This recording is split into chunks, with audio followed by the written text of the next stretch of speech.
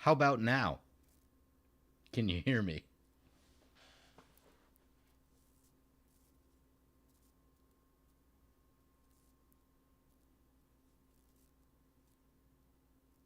It helps when you plug it in.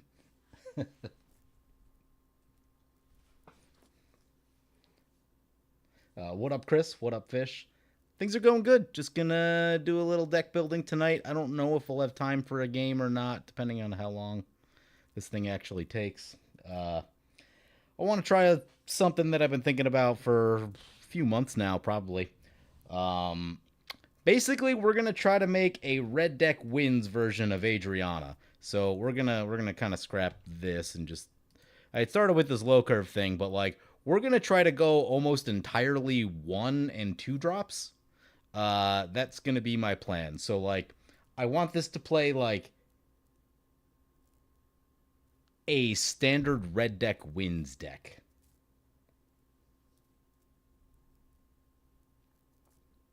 Yeah, like mostly 1 drops, right? Like that kind of thing. And then the idea is that all these 1 drops should be in theory become like 4/4s if Adriana's in play. And so you can make up for the fact that like 1 drops don't usually do enough damage to really be meaningful. In theory, with Adriana and maybe an extra combat or two.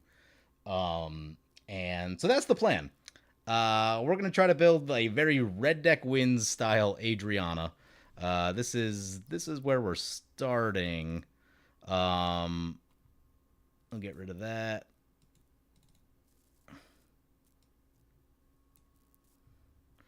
Get rid of that. I'm gonna keep as far as things above 2 mana. It'll basically be extra combats and card draw, and like maybe 1 or 2 other finishing type things. So, Karlak, Waves, Aurelia, all seems good. Um, this is more 4 drops than I really truly want. Hey, how's it going? My day's going pretty good. I've had a productive day.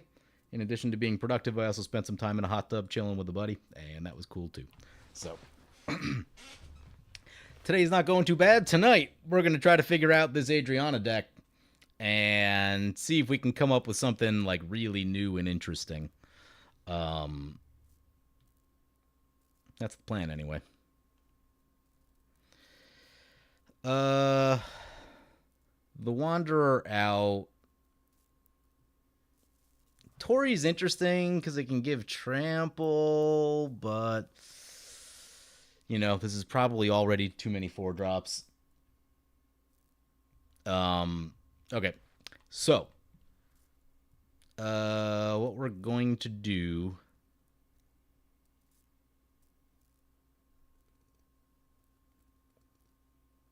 Well, sorry I had a bad day, but happy to be here streaming. Hope it perks up your day a little bit. Okay, so we need to figure out. Well, we need to get rid of stuff. Let's start by getting rid of like most of these 3 drops. Catcher's Monument's too good. I think that one's got to stay in because that'll make more bodies. Yeah, Nissa out. So like this is going to be interesting because it's going to be getting away from a lot of the stuff that I typically use. Like most of the things that I rely on probably aren't going to work here. Actually, I think Prophetic is kind of cool. Um,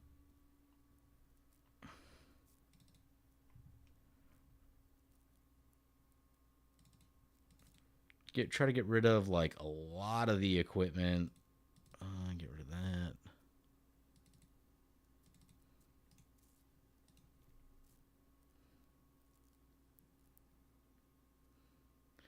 Silverblade is interesting. Giving stuff double strike is kind of cool. Maybe Duelist Heritage is better though. The EOS cards I'm going to keep just because we can search for a thing, and I like that. Protection spell, I think I want to keep. Ooh, Adeline is very good. Adeline probably has to stay. Lauren, I like that is removal and card draw. Yeah, see, like, this is already more 3 and 4 drops than I really truly want in this deck. How many board wipes am I running? We've got 1, 2 so far. 2 so far. Not going to be a board wipe heavy deck because we will be the threat, in theory. In theory.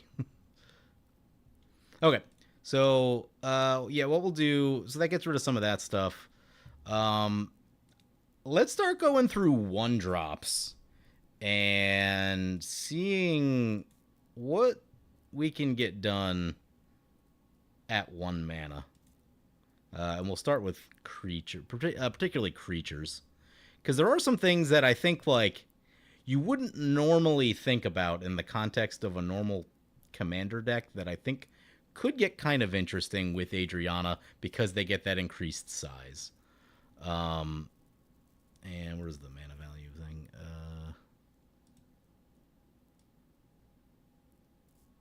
0 and 1.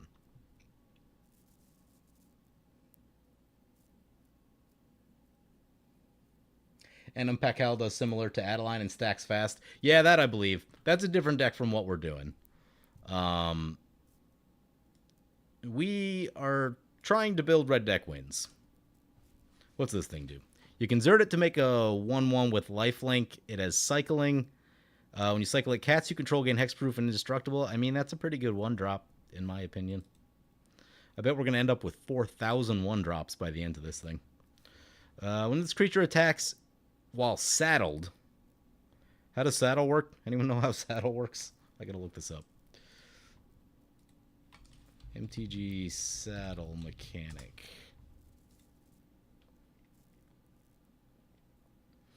His keyword ability only appears on cards with the mount creature type.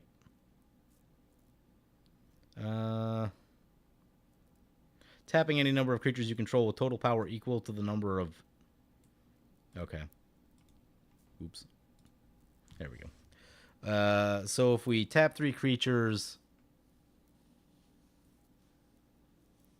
it's 1/2 in flying. It seems like you gotta... feels like you gotta pump too many resources into that to make it cool. This creature dies, make a 1/1. It's not the worst thing ever.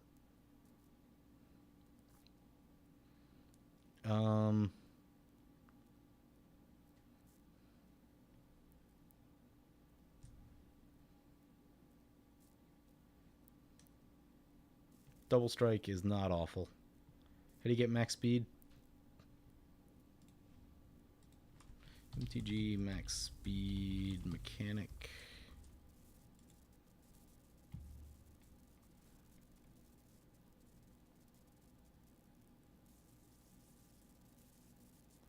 The first time in a game you control a permanent with start your engines, your speed becomes 1. This happens immediately, so no one can respond to it. Once your speed is 1 or greater, you can trigger an ability to increase your speed. That ability is whenever 1 or more opponents lose life during your turn. If your speed is less than 4, increase it by 1. Double strike. Okay, yeah, double strike seems reasonable.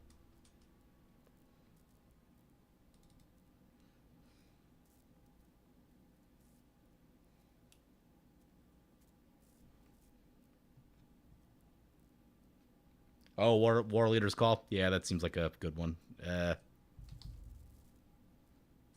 Remind me about that in a little bit, because I don't want to break my my search here, which will happen if I go find that one. Let's see, Dynamite Weaver. Let's do this. Start naming really cool 1-drops that should go into this deck, because right now we're searching for 1-drops that will be interesting enough and powerful enough to, like, kind of get us where we want to go.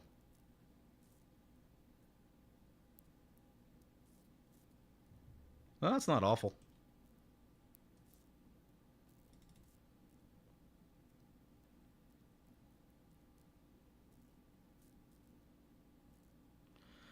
This thing's interesting in that there are numerous reasons you can be discarding cards in Commander. So, and we are going to run wheels in this deck because we should be able to, like, sort of just take more actions than our opponents with wheels. Esper Sentinel? Yeah, Esper Sentinel's a good one.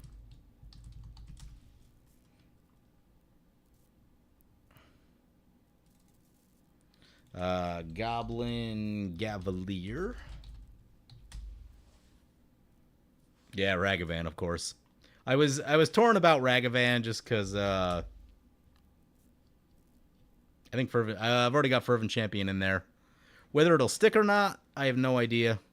I don't know. Gavalier, it does have Trample. Trample's interesting. There's probably not going to be a ton of equipment in the deck. Ragavan. Bell Striker.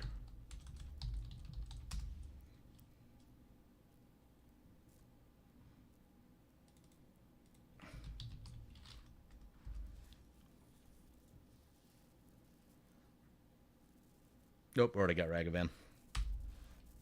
I think Sarah Ascendant probably got to come in. Nope, already in. What's that card? Gorilla Shaman is a 1-drop.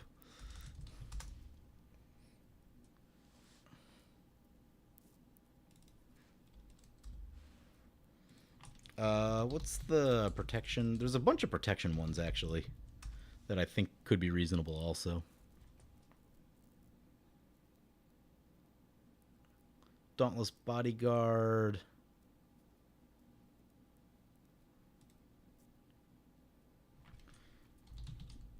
I feel like there's another one of these bodyguard type things. Sacrifice a target creature you control gains protection. Yep. Like that.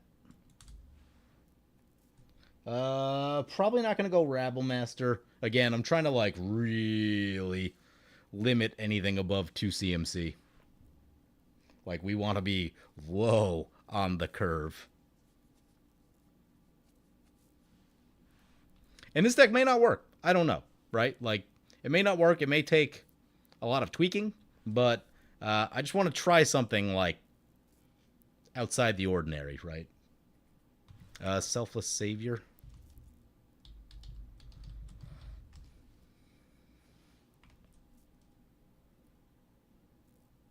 Yep, that's a good one. Wakami of the False Hope.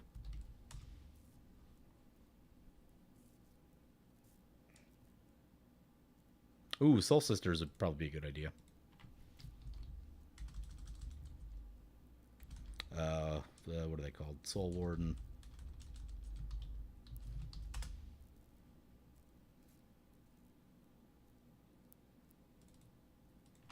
Champion of the Parish.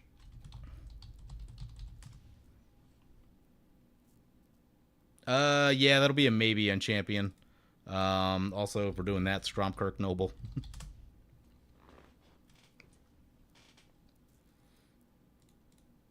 Basically, name me the 1-drops of every red deck wins that's ever existed. What's that card called? The Goblin guy. The one with the land. I forget the name of it. Mother of Ruins is insane.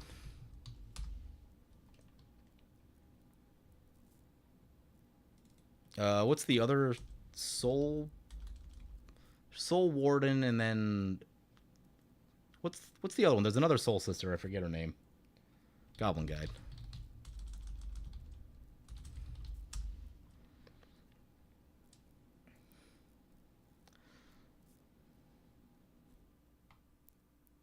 Goblin Guide.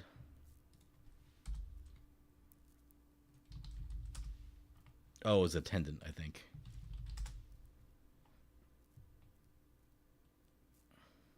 Yep, there we go.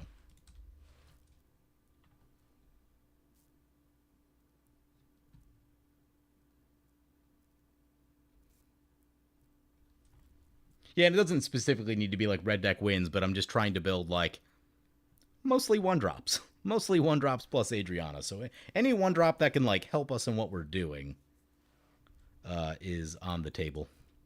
Who's the pest thing? Signal Pest?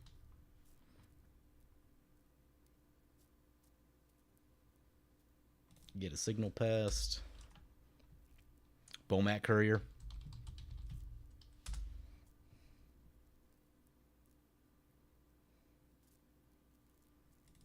Let's check out Guide of Souls.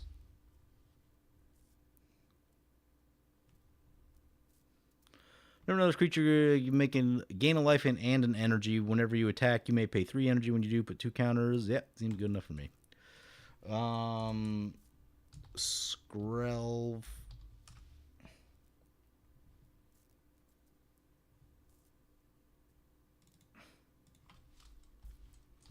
Raid Bombardment. That might be a 2-drop. Remind me about that one in a little bit. I don't feel like breaking my thing here yet. Swift Spear, I don't know if that one will stay in just because it sort of depends on how many non-creatures we have. There probably won't be that many, but maybe.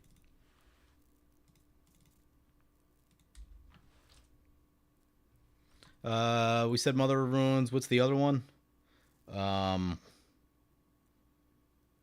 the other one that's just like Mother of Ruins? I forget her name now.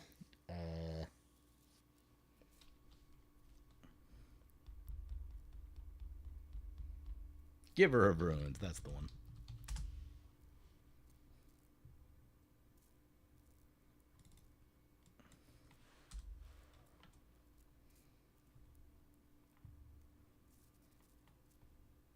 We have 35 1-drops currently. We're doing pretty good. Heartfire Hero.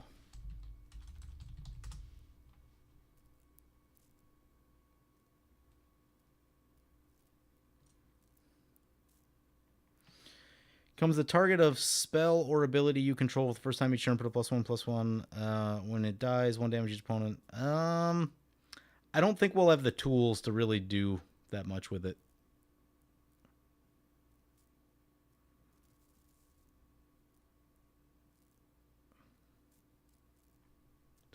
There's so much text in this, I don't know what this does. You control another roll on it, then put it in the graveyard. Enchanted creature has when this creature attacks. If it's toughness 3 or less, put it. It's okay. Seems like a lot of hoop jumping. Roshanat, Battle Cry is something that gets me excited. Heroic, whenever you cast a spell that targets it, create a kobold. For the Battle Cry alone, I think this makes sense. Kytheon is probably also a good idea.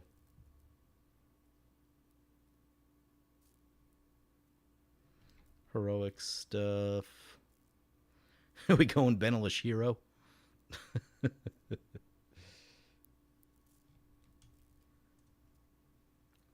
Which is there a 1-drop Gideon?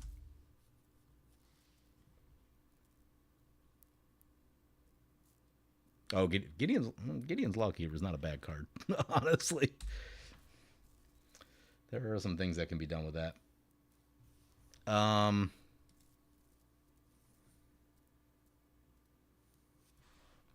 Okay, back to the 1-drop search.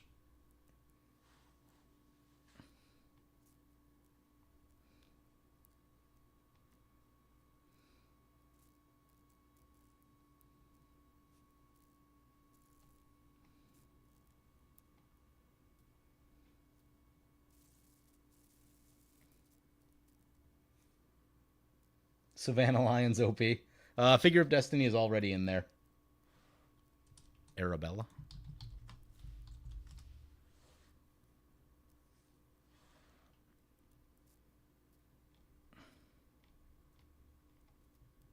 Figure of Destiny.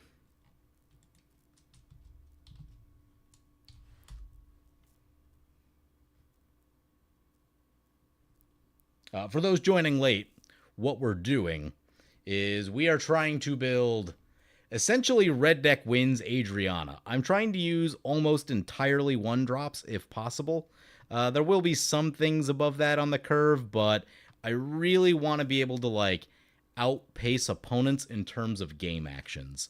So like we're going to get rid of a bunch of these 3 and 4 drops. The 5 and 6 drops up here, this is probably about what we'll keep, just because extra combats, you're not really going to get better than this. So, you know, we'll just live with those. But yeah, so we're trying to build the most aggressive, like lowest curve, mostly 1-drops with Adriana, because Adriana has the ability to pump up the 1-drops to turn their damage into something meaningful. And that's kind of the plan. Whether this is going to work or not, no idea. But that's what we're trying to do. So here we are. Oh yeah, the Life's Bounty guy. Is it interesting? Oh right, we're on creature.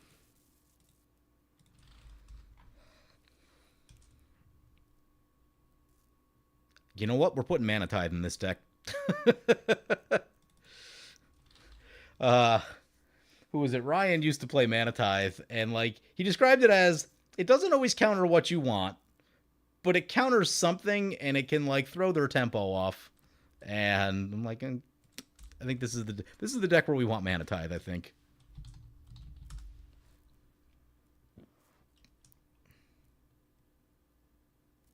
Dash creatures may be good. Yeah, we should probably check those out. We got land tax. Auriok Transfixer.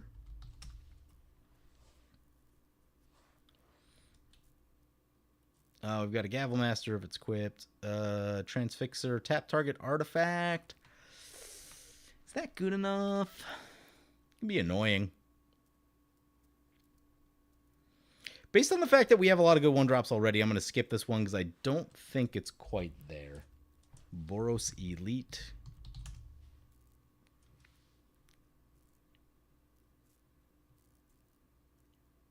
Yeah, it becomes a 3/3. It's not awful. Chronometon, Chrono.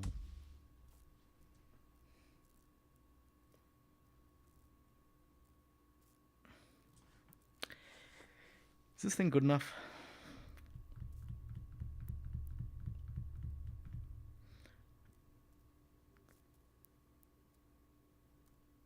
We'll try it. We'll see what happens.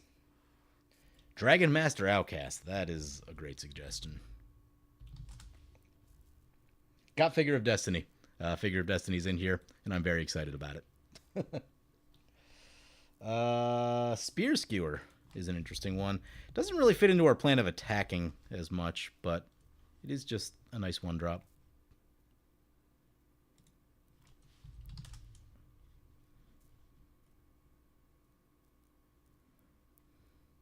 Shadow Spear is in fact a one-drop. It does do 1 damage to each player. It has Defender, so it can't attack. We'll put it in. It's probably going to get cut.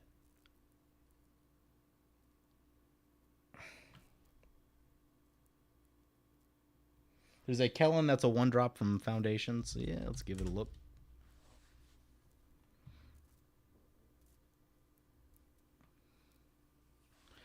If it's a scout, it becomes a human and gains whenever it deals combat damage to a player. Impulse draw, like that.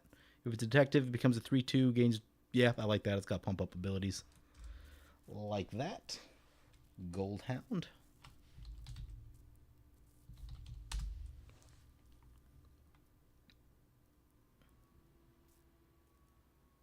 First Strike Menace, 2 good keywords. Yeah, seems solid. And you can sacrifice it for mana. Seems good to me.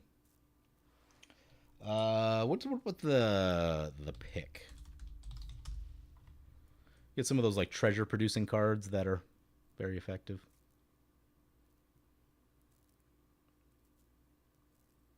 Yeah, we'll add this. We'll add, what's this one do? Whenever it attacks, make a treasure token. We like that.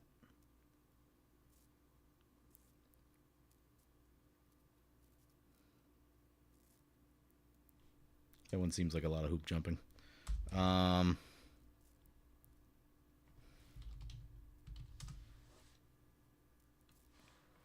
Giant Killer. I can get down with some Giant Killer.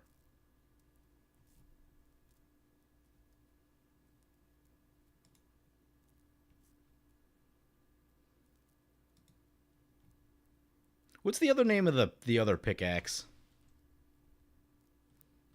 I guess there can't be that many cards at one CMC that make treasures.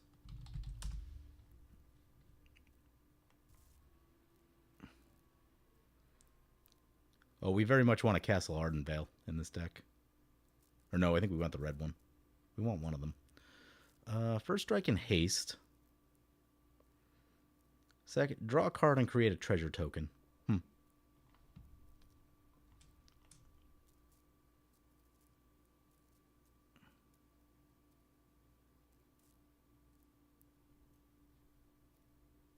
Beamtown Beat Stick seems like it'll be good.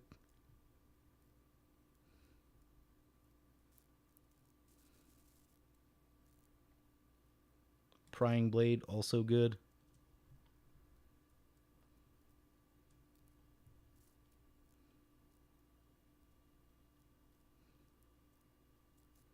Great Train Heist is a sort of one drop that is, I guess if we're doing that, we probably also want Final Showdown.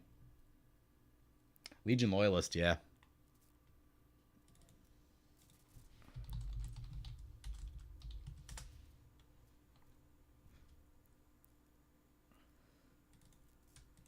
Kessig Wolf Rider.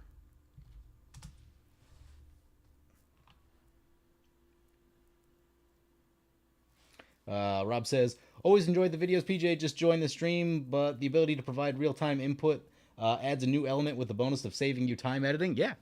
Yeah, no, it is interesting when you're building these things to, like, have people here to, like, make suggestions and kind of think through things. Because, like, you know, especially for something like this where we're kind of in, like, moderately uncharted territory, there's a lot to think about and there's a lot of things you can easily miss. So that's all a thing. Exile 3 cards from your graveyard. Is this good? It's a 1-2 with Menace. It's not awful.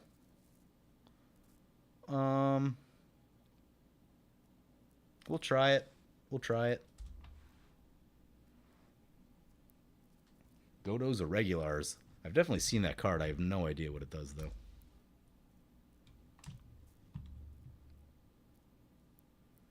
One damage to target creature blocking it. It's probably not strong enough. Hazara. Or Hazada, sorry. Is that one of the allies?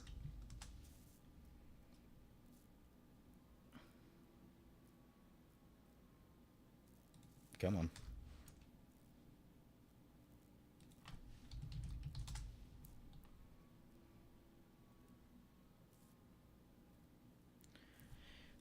Make a 1/1. Yeah, seems reasonable. Giant Killer.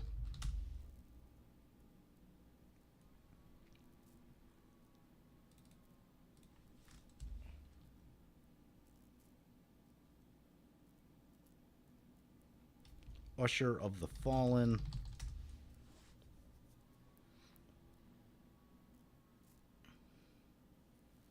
How does Boast work? Activate only if you control a creature that attacks this turn only once each turn. Make another. Do we need to make more bodies? It is a one. It's a 1-mana 2/1. I'll give it that. 1-mana 2/1's always good. Legion Loyalist.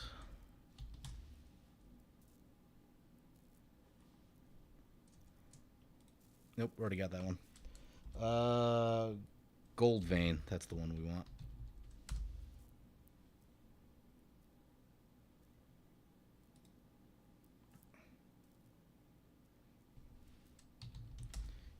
Oh, it might be 2 mana for Gold Vein. That's why. Yeah, remind me after. We'll grab that.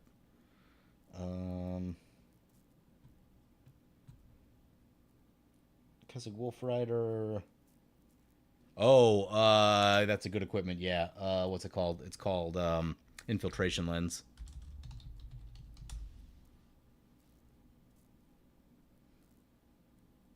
Yeah, that's a good call.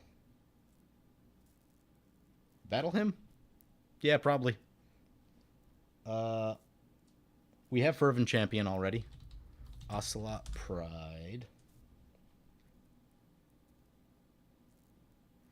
Oh my god, there's so much text on that. First Strike, Lifelink, Ascend. Gain life this turn. Yeah, that seems like a really good 1-drop. 2-drop Anafenza. Probably a good idea. Probably a very good idea. We'll come back to the... I mean, I guess we can break the thing here. Anafenza.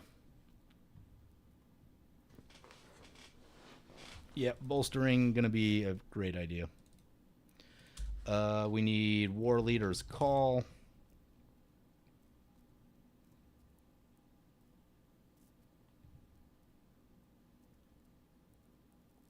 There it is.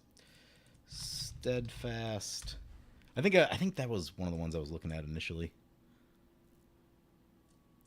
Yeah, I was looking at Steadfast Unicorn, 1/1 and Vigilance. Yep. Gives us something to do with mana if we like run out of things.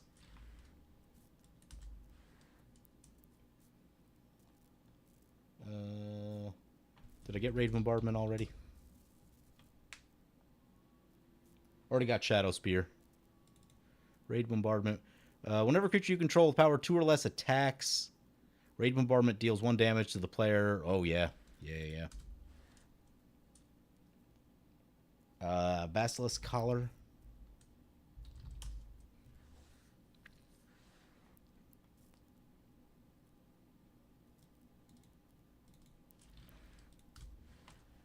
Oh, I need that other card. What's that crazy card called? It's the Aura. That makes treasures. So 1 mana red. What's it do? What's it called? Probably also run the Curse.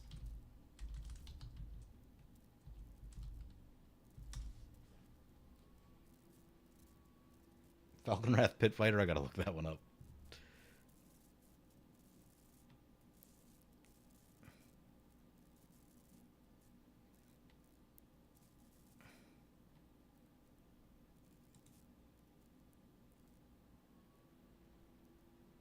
Ooh, Curse of Stalked Prey could be interesting, but then there's also like, Curse of Stalked Prey could be very interesting. Curse of Opulence. I'm gonna try to sneak in this Curse of Stalked Prey because that has the ability to like pump our stuff up a lot. In theory, maybe.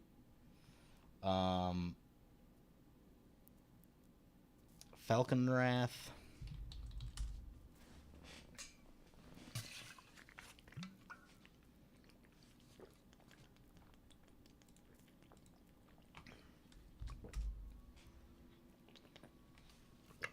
Spell Falcon wrong.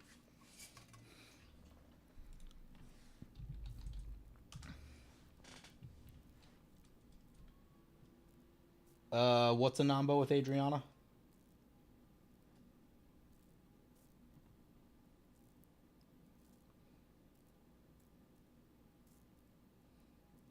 Discard a card.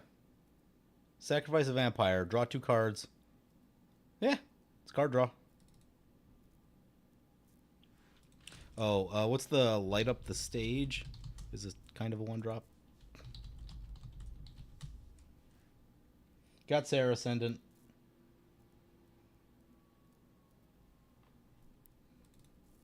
I think Raid Bombardment's fine because you just put that on top of the Adriana triggers. They all trigger on attack. So you just resolve that one first. Raise the Past.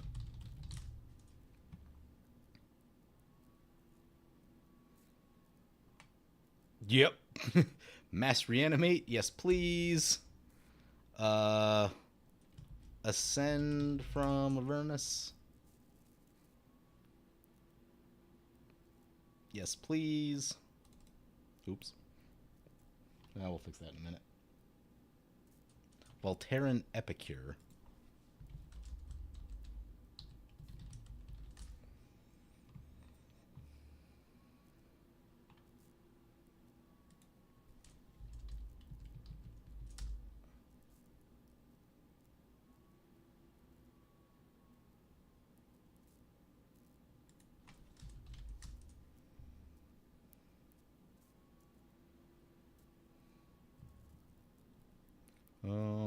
Oh, there it is. Let's see. Enters, it deals 1 damage to each opponent. Create a blood token. I don't think it's strong enough. Dusk Dawn? Yeah, Dusk Dawn's probably a good one. I have not tried Full Throttle yet.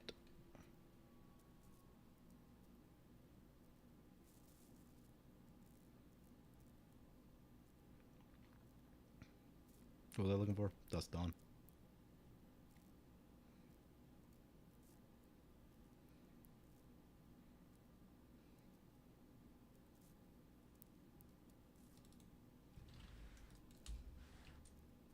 Got Dauntless Bodyguard already. We're probably getting toward the end here. Are there any good 1-drops that like grant evasion to more than just itself? Evasion is the thing that we could probably use like a touch more of.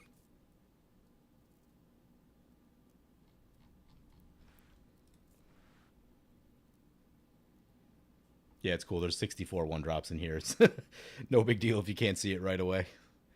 We're going to have to do a lot of cutting.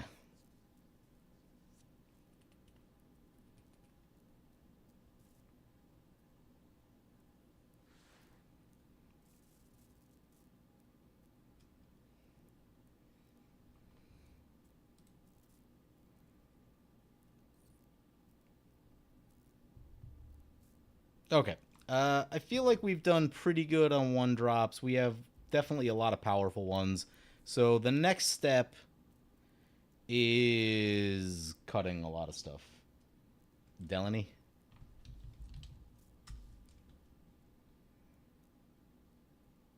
Cliffhaven Kite Sail, huh?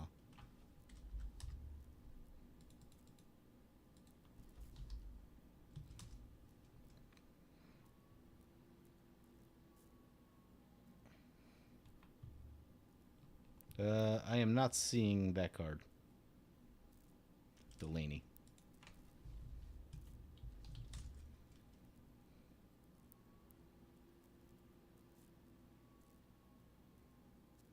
Delaney?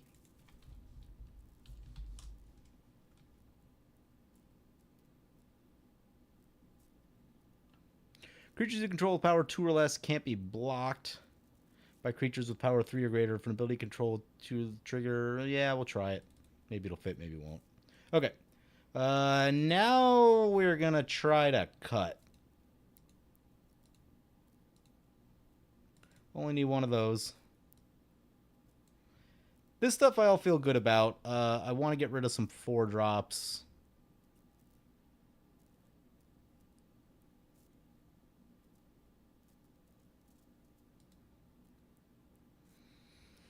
Get rid of Loyal Unicorn. Odric probably isn't that great.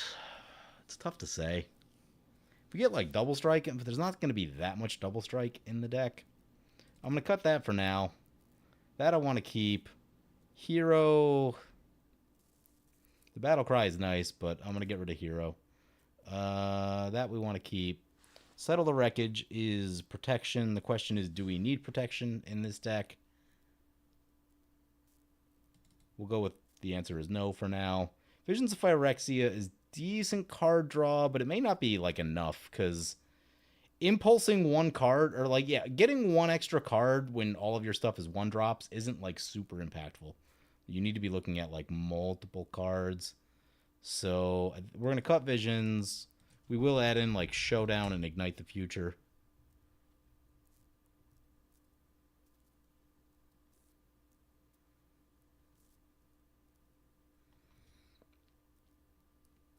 This could be interesting. It gives us something to do with all of our. Yeah, we'll try to add that in. Get Ignite the Future.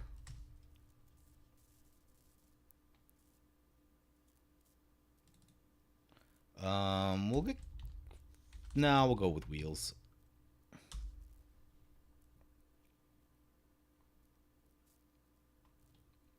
We got Raise the Past.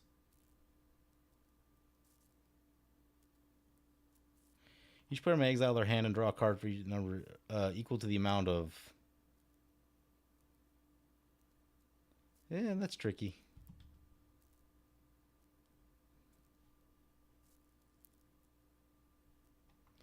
Definitely Misfortune. Wheel of Fortune. Magus of the Wheel, maybe? We'll put in Magus of the Wheel. And I think I'll also put Reforge the Soul. And maybe we don't need, we probably don't need Reforge. I think we'll be okay. I think there's enough good card draw now that we won't need that. Make sure we got Chivalric Alliance. Kite Sail. Check this thing out.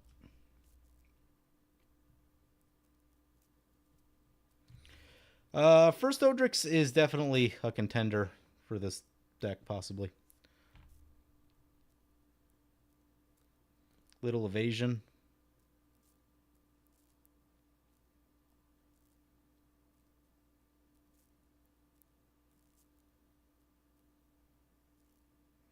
break through the line? I gotta look that one up.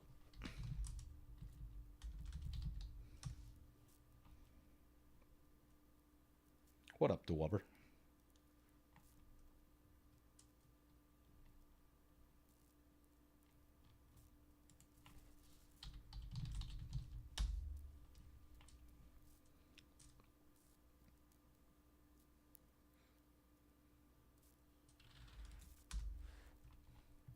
Come on.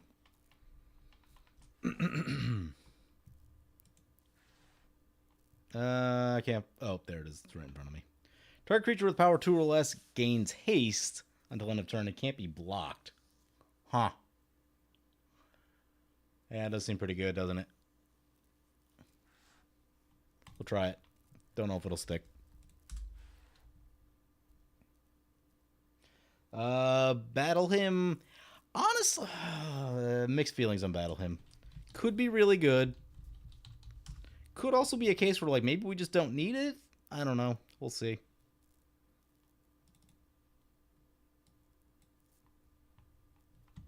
Maybe I'm wrong. I don't know. I don't know what I'm doing anymore. All right, let's get back to cutting. Card count seems to be going up. Not the ideal direction.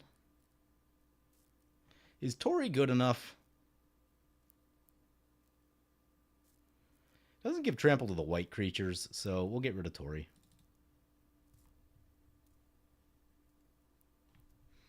It's basically like anything above, especially 3 mana, we just like, those are cards that we want to be dropping the hammer. I do think we want the other Odric. This one. Unblockable is a pretty good place to be. I will add in Greaves, because Adriana with haste is going to be a good idea. And probably also Swiftfoot Boots if we're doing that. And Footfall Crater.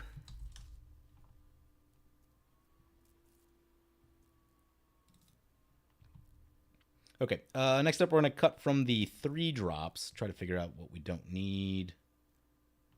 Facebreaker is good, but it's just value, right? Like, it's normally you would run this, but it's not really a part of the plan of what we're trying to do. Guardian of Mass Protection is too good, I think. Adeline is good. Makes a lot of bodies.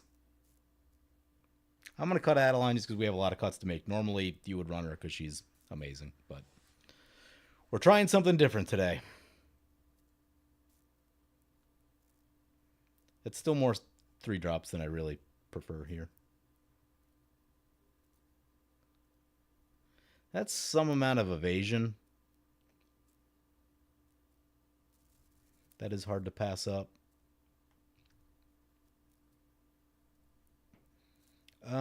We could probably... Let's get rid of Magus of the Wheel.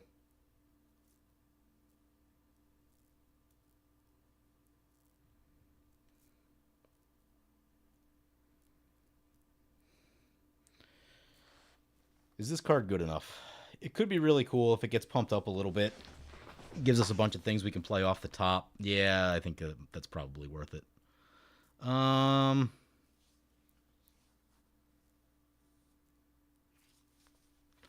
Yeah, Archaeomancer's map can be pretty good too.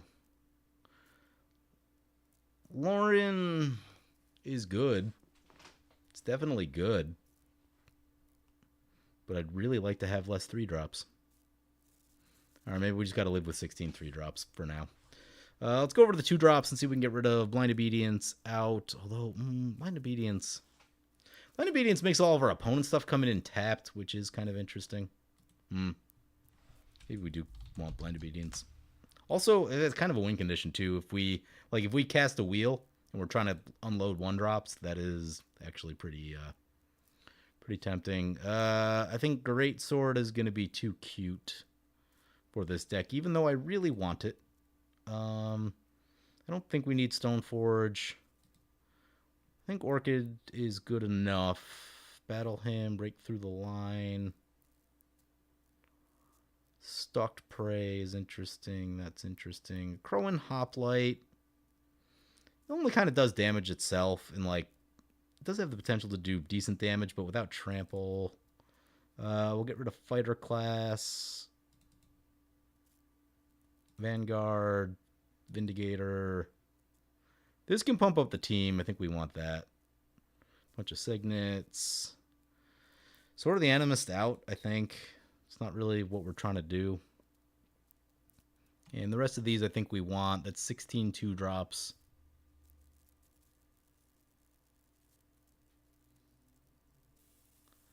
I feel okay about the 2-drops. We probably want Kabira takedown. Oops.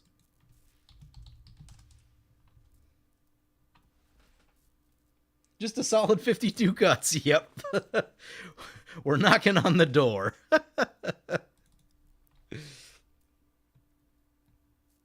Dolmen Gate? Yeah. For Zerging, yes. For all of our Zerglings, yeah. Yeah, probably need a Dolmen Gate. Let's see. Cliffhaven ETB equipment.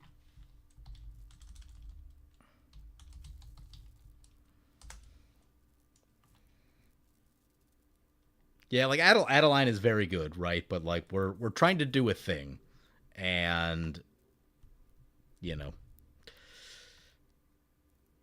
she isn't necessarily part of that thing. Cliff enters attached to a creature. Yeah, just giving. Yeah, I think that's good enough actually.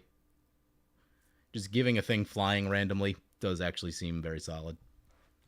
Okay, I like that.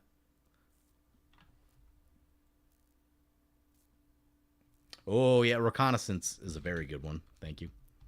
Yeah, let's open that up. So let's think about non-creatures at 1 mana. Maybe focus. There can't be that many enchantments, can there?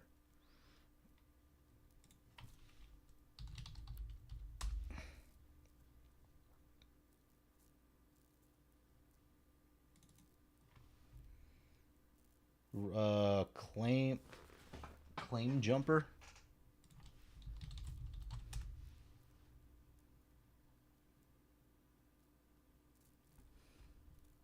How does Delaney overlap with the triggers from Adriana? That's a great question. Creatures you control with power 2 or less can't be blocked by creatures with power 3 or greater. That's a static effect. So once your creatures go beyond 2 power, they can be blocked. Okay, yep, Delaney out.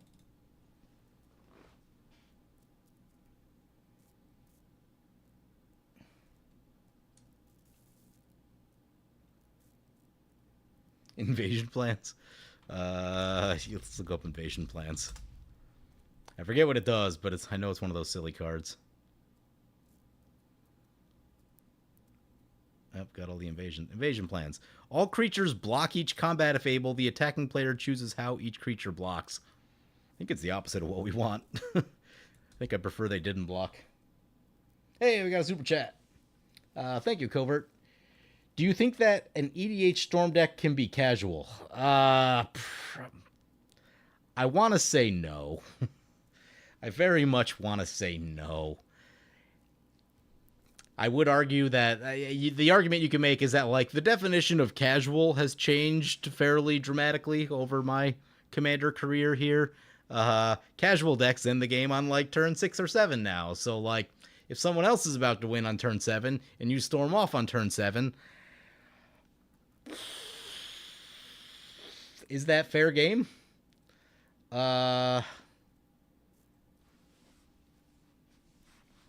a great question. I would be salty about it. I'd be annoyed about it, no doubt. But, you know, to whether that's like fair game these days, tough call.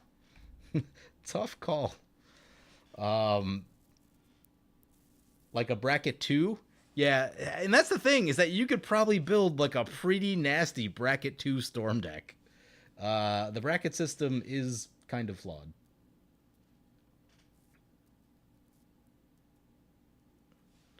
It means what happens? All creatures block. Means you can have everything block 1 creature. Oh. The attacking player. Oh, I see. Oh, that's interesting. Sort of like a lure. Yeah, we'll try it. Oop. There's a question of like, is Master Warcraft just better? Now everyone's dead.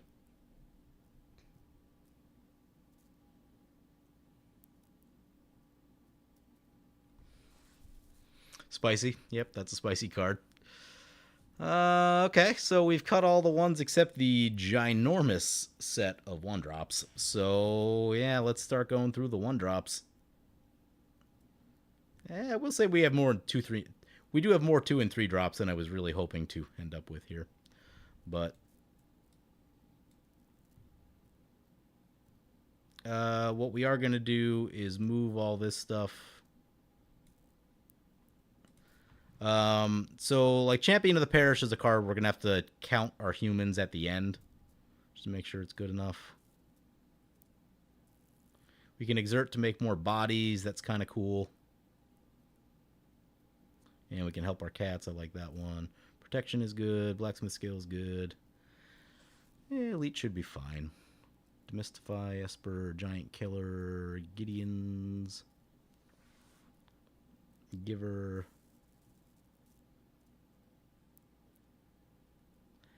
Is that good enough? I feel like I can live without that. Like, it's Battalion for a 1/1 with lifelink. It's a lot of setup just to get lifelink, just to make another 1/1, I think.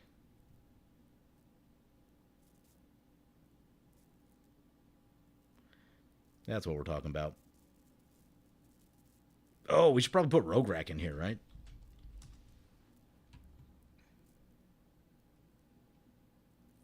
Not sure if we need Basri as much.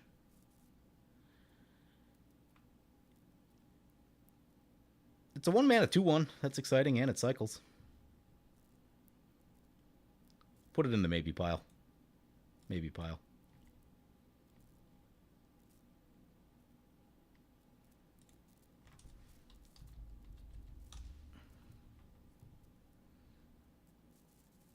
And maybe there's a world with this deck where we just want, like, 1-drops that have, like, good keywords, like Rograk. I don't know. I feel like most of the history of the game, they probably don't have more than one keyword, but somewhat more recently, they've really kind of stacked up the 1-drops a bit. When another creature you control enters, you gain a life and do a thing. You may pay 3 when you do. Put 2 counters. Becomes flying on targeted. Yeah, that's pretty good. That's pretty good. Does, like, Gideon do anything that's helpful? Target creature an opponent controls attacks Gideon. So you can remove a blocker. You can give a creature indestructible and untap it. We'll try to keep it for now. Mother of Ruins, Ocelot, Path, Reconnaissance, Selfless, Skrelv.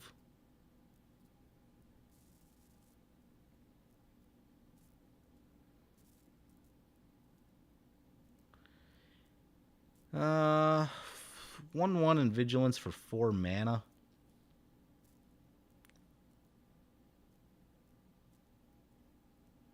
This.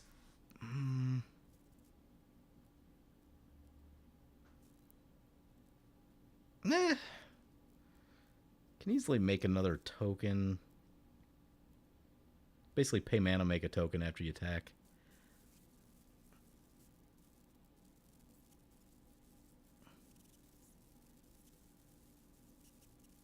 Start your engines, and then you attack a little bit, and eventually this thing has double strike. It's got menace. That's good keyword. Good keywording.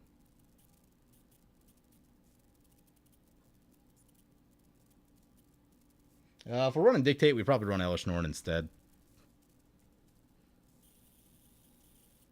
Oh my god, there's so many 1-drops. I feel like most of the white ones are actually pretty good. I think the red ones are a little bit weaker here.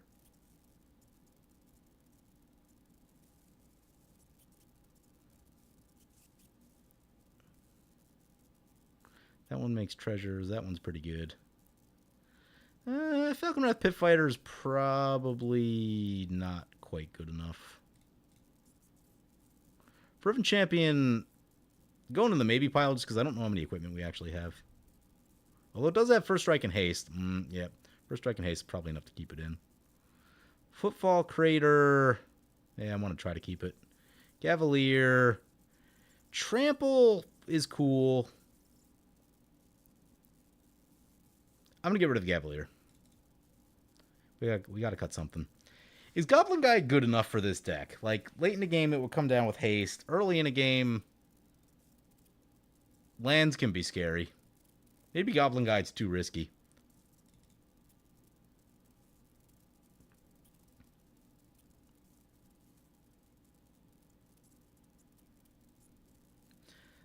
If Callan is a scout...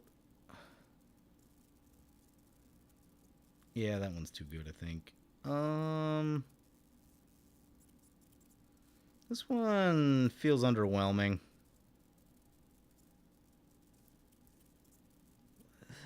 We have wheels, and that could make it big, and that could be cool. Try to keep it. Try to keep Swift Spear. Spear Skewer out. Battle Cry I like.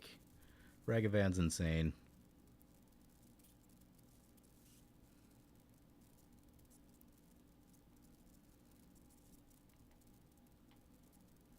Basilisk Collar can come out, I think. Womack Courier. Chronomaton, I think is going to be too slow. That one's decent. That's decent. This can put a plus counter on a creature. That is helpful, actually. Working on tap 2 lands? Ah, that's cool. Prying Blade, Shadow Spear, Signal Pest, Soul Ring. We're at 142. Oh my god, we have so much stuff to cut. We have so much stuff to cut. We'll get rid of Oketra's Monument. The free 1/1s are cool, but realistically, we're not going to get that much cost reduction. Maybe we get a little... It does get us to Adriana quicker, though. Yeah, that's the thing to think about. Okay, hold on to that one for now, then. Okay, let's see what's going on with chat.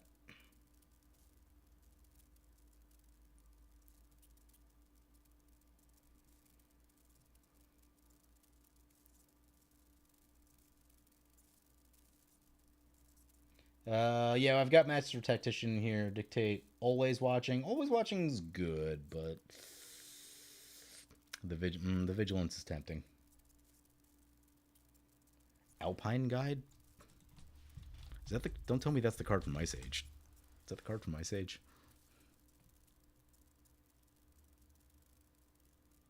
No. You may search your library for a mountain card, put it onto the battlefield tapped, then shuffle. Tax each combat if able. Leave, sacrifice a mountain. We can live without that. Guild Mage I don't think actually does a lot, because what was it, haste and first strike or something? Also at this point we need to cut 40 cards, so there is that.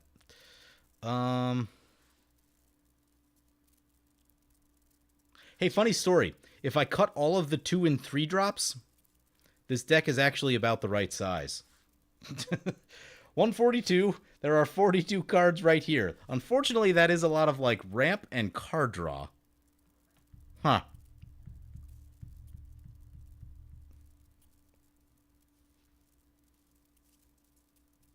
So what we do is we make another copy of this deck.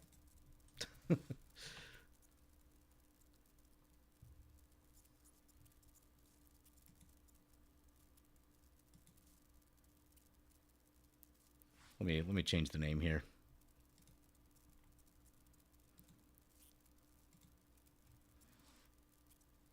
Come on, go away.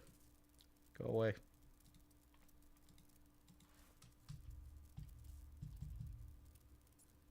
Try it again.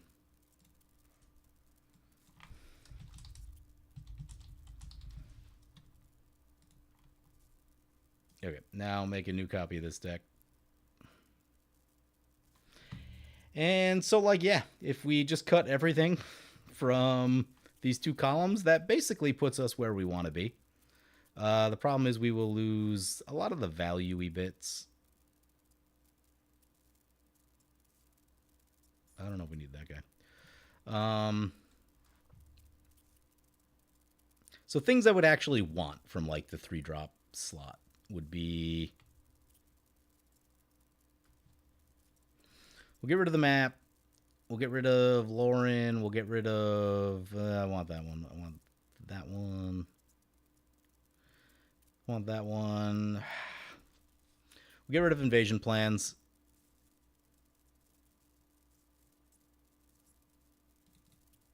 We'll get rid of. We getting rid of this?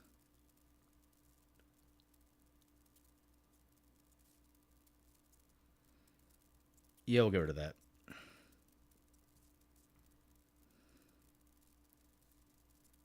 Still more than I'm hoping for. That's useful.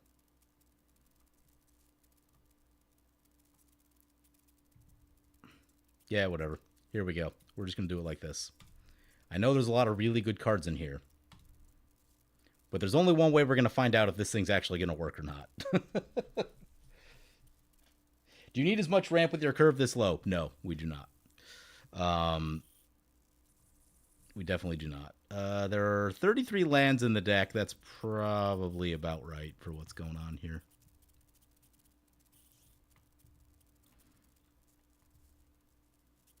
Still at 107, though. Makes me sad. Looks like we do got to get rid of some 1-drops.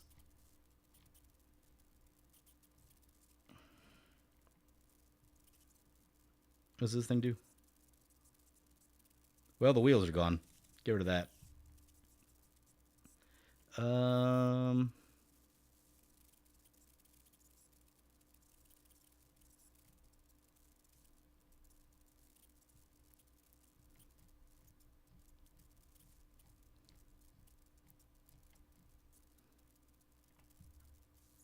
I do think we want the actual wheels in the deck, though. The card draw is super important. We could probably put a Skull Clamp in, too.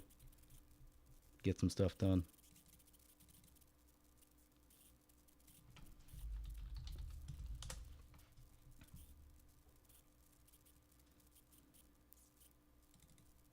Okay, we're back to 109. Get back to the cutting.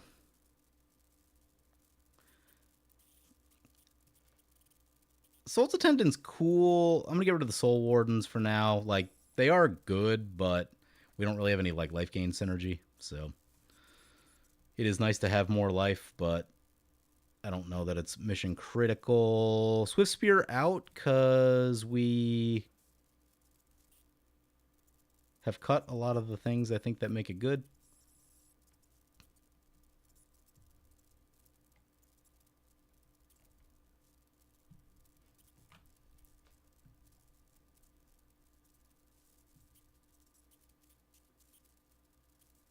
With the colored pips, defilers might be worth considering. Yeah, I'm trying to stay away from the higher curve stuff. Player removal is better than spot removal. I agree. And that is sort of the premise of this deck. It's not as much of a curve as it is a cliff. Yeah. Yeah. All right. 7 cards. We need to get rid of 7 cards.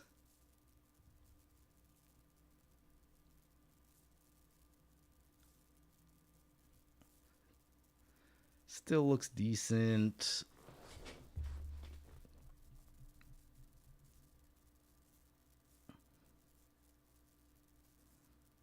What are our worst? No, that one's crazy.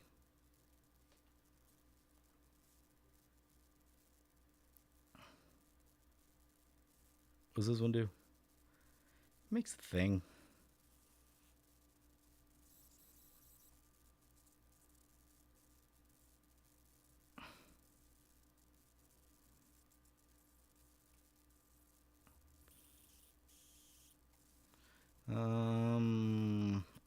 What are we getting rid of?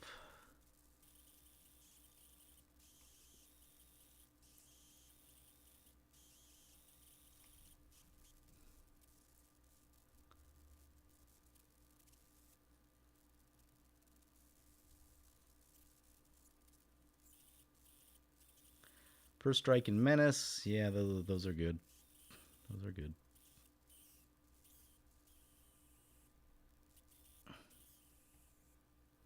Got the Wayfarer. All right, I think Usher of the Fallen's coming out. It does look reasonable, but um,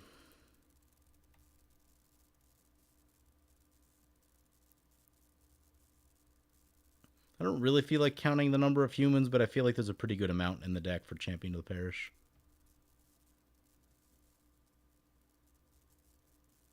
Maybe this guy's a little...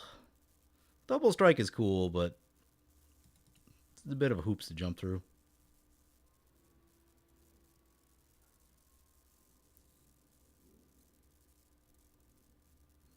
There's some equipment in the deck. Yeah, Fervent Champion I think is still solid. Plus the keywords.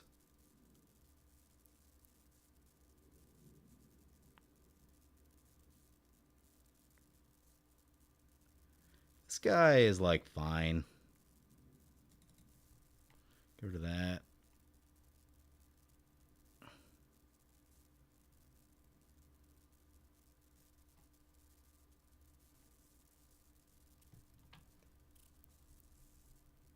Yeah, Usher probably doesn't get more than one trigger. You'd cut Path and Swords. I want to keep them just for internal reasons that I feel like they fit what we're doing. Because like with something like this, in theory, if we're fast enough, there shouldn't be more than like one nasty blocker for our opponents.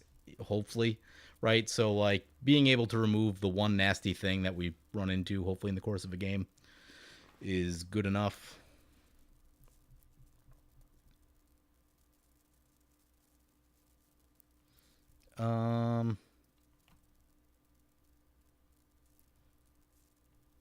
We're at 103.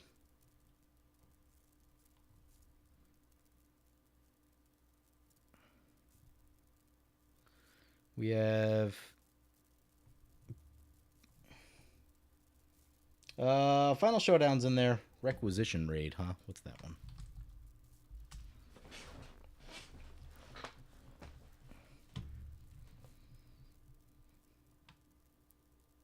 Destroy an artifact, destroy an enchantment, put a +1/+1. Ooh, yeah. Yeah, that's a pretty good one. It's a pretty good one. Like the team pumps. Does mean we gotta get rid of more stuff, though. That I like, that I like. These I like. Yeah, that's gonna be pretty good.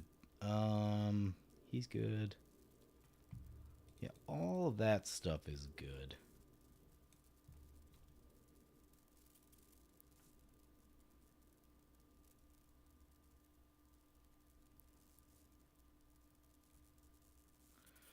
Oh boy, what do we got? 5 cards to go.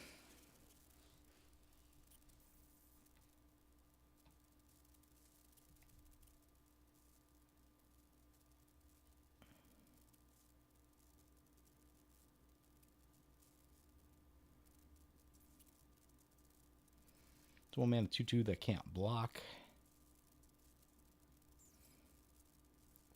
Maybe this isn't like.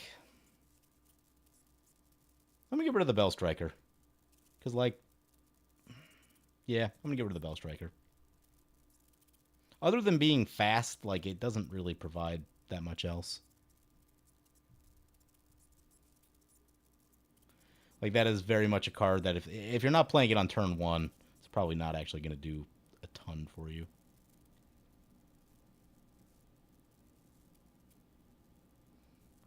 We're at 103.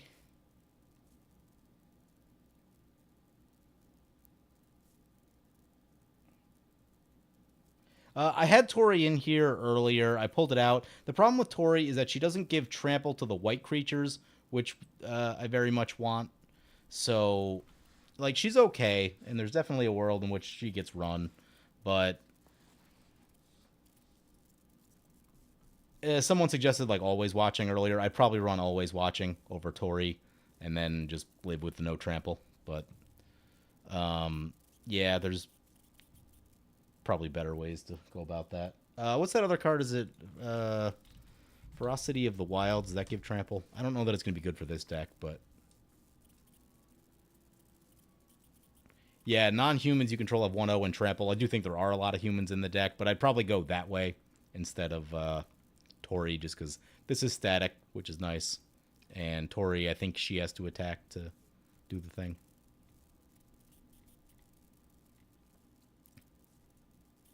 I've seen some people play Tori, and I played it once too, I think, and just it's a little bit less effective than it seems like it should be, in my opinion. Like it feels like, based on what it says, you feel like it should be a little bit better, but in practice, it just doesn't seem to work out quite as well. Does anyone see anything we should cut? Because we got 4 to go here, and uh, yeah, this can make mana. That's cool. Mana's cool.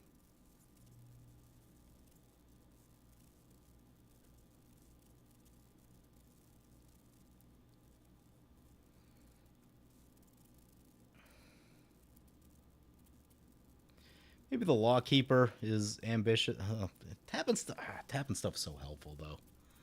It's so helpful.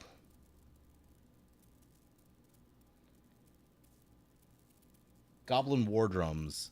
What does that do again? I do have Iroas. I do feel like we're going to want Iroas.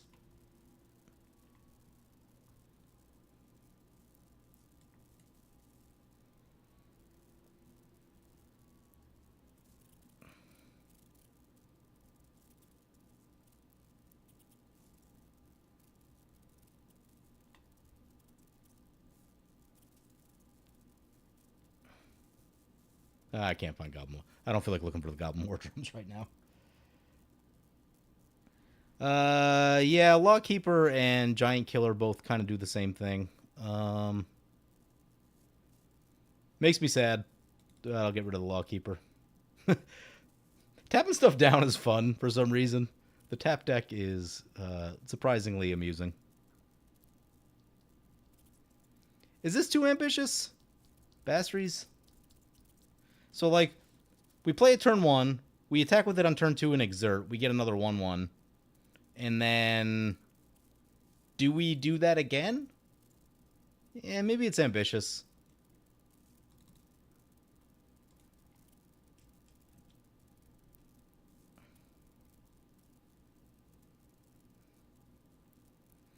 Alright, we got 2 cards to go.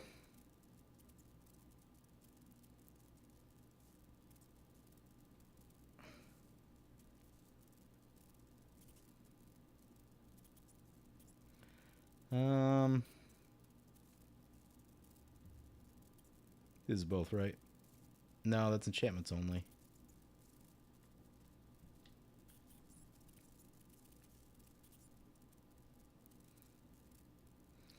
Steadfast Unicorn, is that...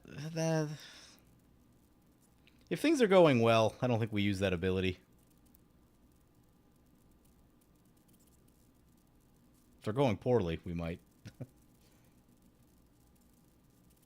Basri doesn't exert on attack.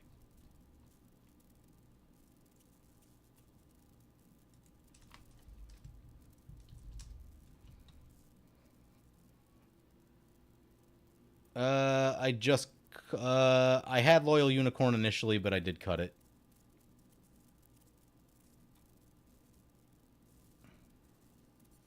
Tap, exert it. So you just tap it. Yeah, the problem is, the question I have is, like, how much... Yeah, I mean, it does look kind of good. I don't know. Okay, what else we cutting?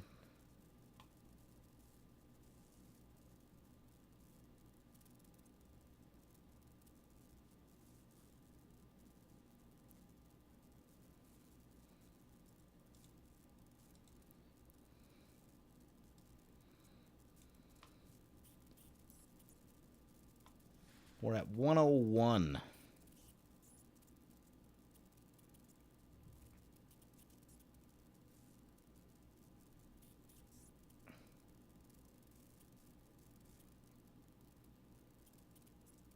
Okay. We don't think Bad Street's good enough. Okay.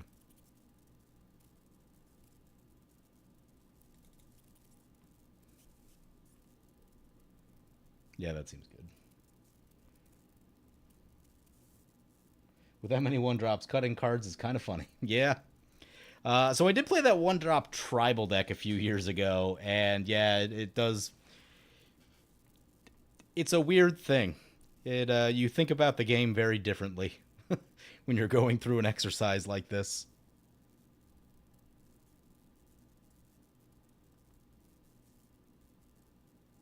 I think raid replaces. Yeah, demystify is probably a little weak. Okay, that's 100 cards. What I'm gonna do is I'm gonna cut the. We should look at the land base real quick. We're gonna cut this ancient tomb so that we could play in bracket 2. Um, we're gonna replace it with probably like an alpine meadow. Nope, we've already got alpine meadow. What's the surveil one? Is it the parlor?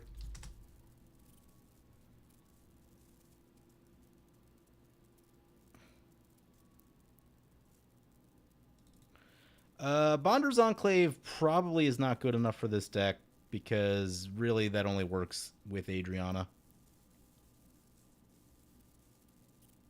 Oh, you know what we should add? We should add the what's the flip land thing that destroys the land and makes stuff unblockable? That seems like a good one. Where's the arena? Oh, we need it's the red castle I think we need. Yeah, Embereth's going to be a good one. Ardenvale I don't envision us using. Sundering Eruption, that's the one. I'll remember the name of that card eventually.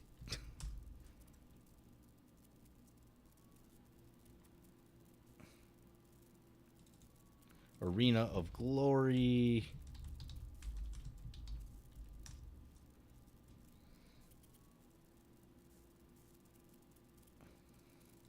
Slayer's Stronghold may actually be good in this deck.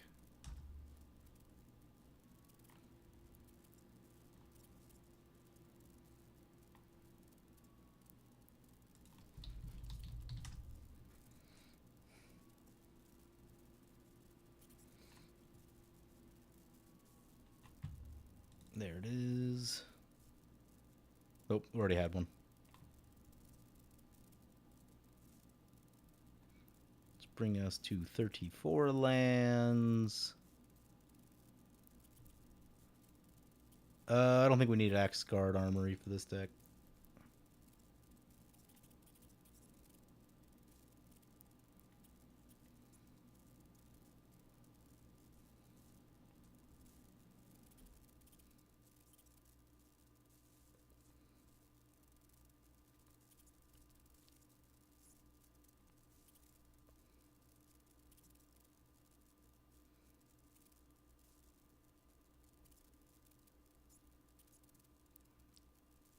Yeah, I'll cut Rogue's Passage.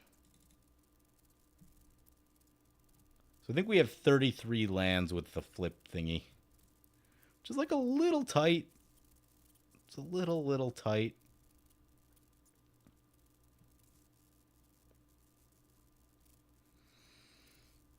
I'd probably feel better with one more land.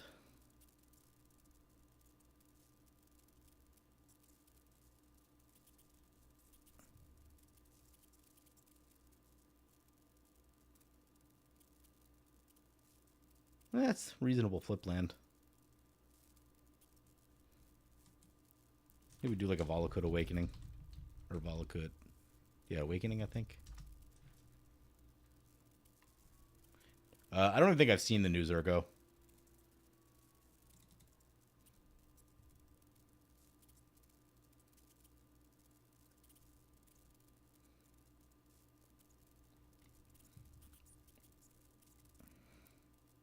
Alright, we gotta cut one card just because I want another land in here.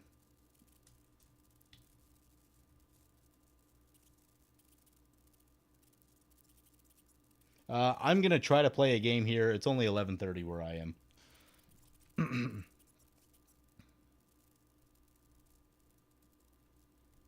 Do need to cut one thing though. Problem is, I like all of these cards are cards that I want to like use sometime because you know at some point you get sick of playing the same stuff over and over again. All right, I guess we're cutting the land and we're just gonna have to like mulligan aggressively.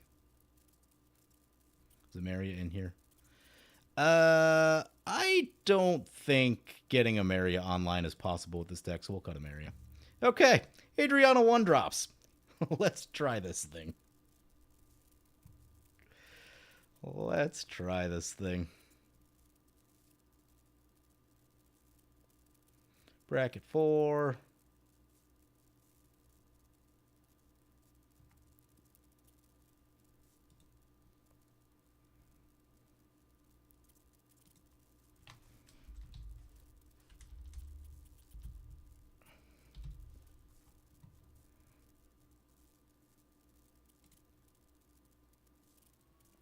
Take a sip of water.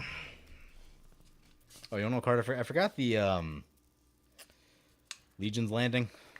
That should probably end up in there. I feel like Mistress Mercy has showed up in the last 2 streams that we've played. I'm pretty sure that's the same opponent.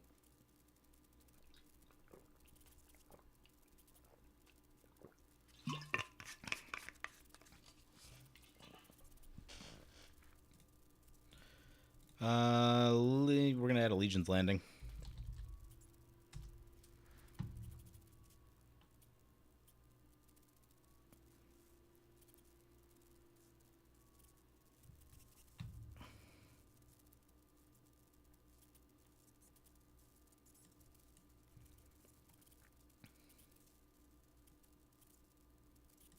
There, that is. Do we have game start yet? Not yet. Time to figure out what we can try and cut. I mean, maybe Mana Tithe is too cute. I don't know. It sort of fits the theme, though.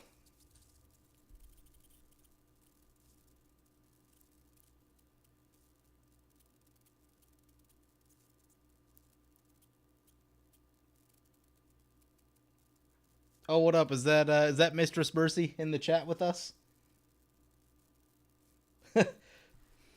Yeah, you too. Good luck.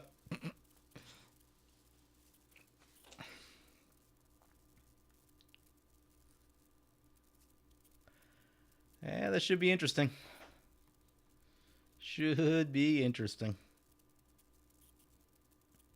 Well, we have 1 land, and it's not truly the color that we probably mulligan this, even though I like all the... Oh, yeah. If we had a white mana, I'd probably keep this. Ooh, Atraxa. No. Necrobloom. Oh, no, not tokens. I do feel like we're probably very weak against tokens. Take the free mulligan. Hope it looks a little better. Tithe and Soul Ring are fantastic. Yeah, we'll keep this one. It is weirdly only 1 creature in Figure of Destiny. And opponent's got the old pregame action with Leyline of Anticipation. But yeah, only 1 creature with Figure of Destiny, but there are a lot of creatures in this deck, so... There are 35 creatures. Okay, so yeah, we should draw into creatures in pretty short order.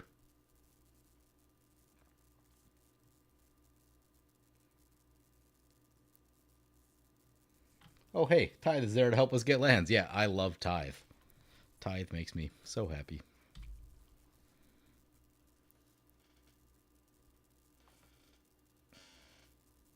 So we probably start on Soul Ring. And then what?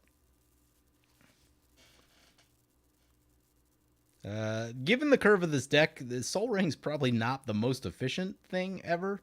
It'll help us get to Adriana and other bigger stuff, but like, it's not going to help us a ton with getting 1-drops in because of the colored mana. Although if we run into like an equipment, yeah, if we run into an equipment or something, it's helpful for that. Okay. Path is also technically a ramp spell if you squint hard enough at it. Yes, it is. Yes, it is. Settle the Wreckage can be too if you're brave enough.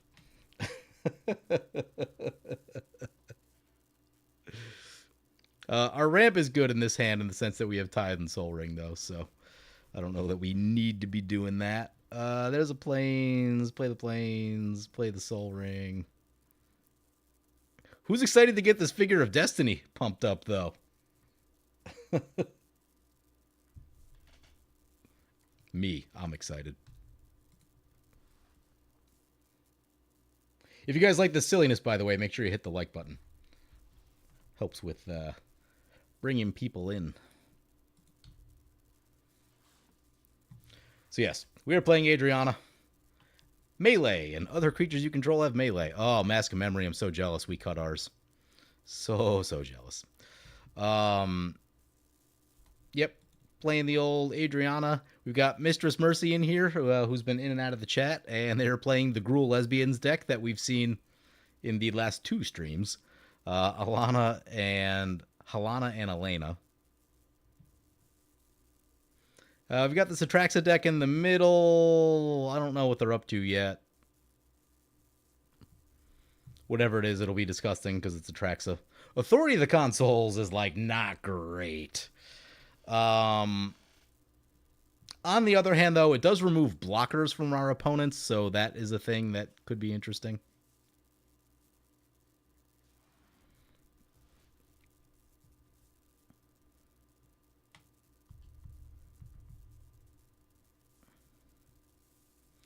Dryad Arbor into play. Comes in tapped.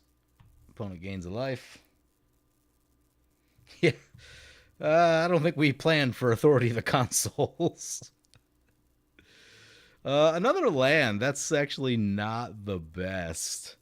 So play the Arid Mace. Crack. Yeah, do that.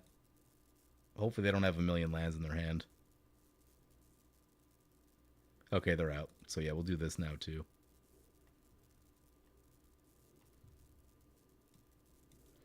Yeah, get a plateau. I'm going to play Figure of Destiny, then I'm going to play the Tithe, because I really want to not draw more lands.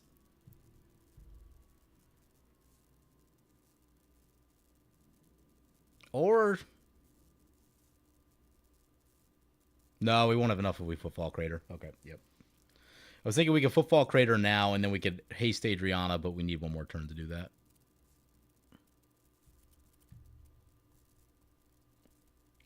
So there's the Burgeoning trigger.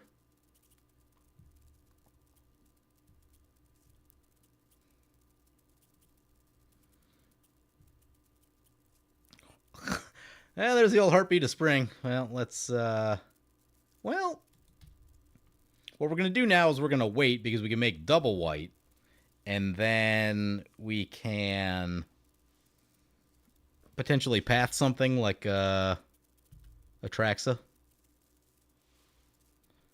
There's also a world in which, like, cycling this might not be the worst thing that anyone's ever heard of. Trample and Haste is cool, though. Oh, you want to know what you want to know what Heartbeat of Spring does? It gets this pumped up really quickly. Well, this game is not going to go according to plan because of the Heartbeat. Something like this is probably going to reward whoever's going bigger, and we are not going big.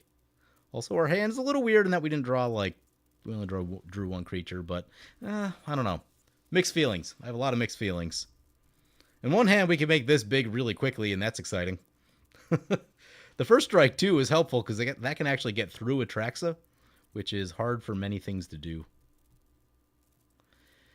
Heuristic Study. Well, I guess we're doing this now, then. Play the Tithe. Heuristic Study is exactly the card you don't want to see when you're playing 1-drops.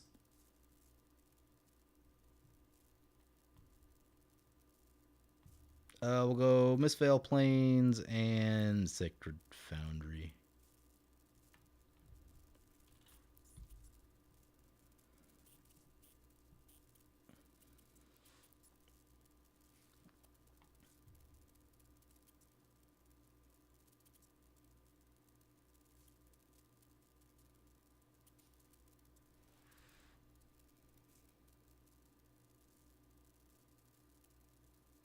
Oh yeah, the Surveil land.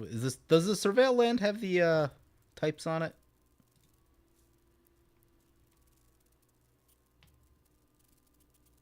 What's it called? Elegant Parley. Yep, probably should have grabbed that one. Whoopsie. Whoopsie. Yeah, surveilling would have been probably a good idea.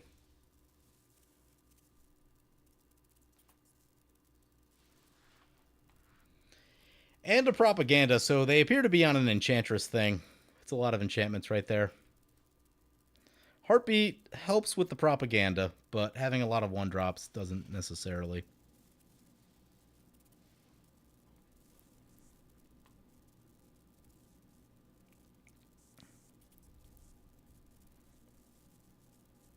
Three visits.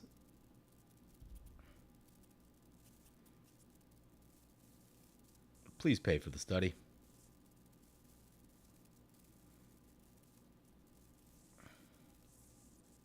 Where's that demystify that we cut? They did not pay. I'm a little annoyed about that. Yeah, they will, but then they'll choose not to, and that's annoying.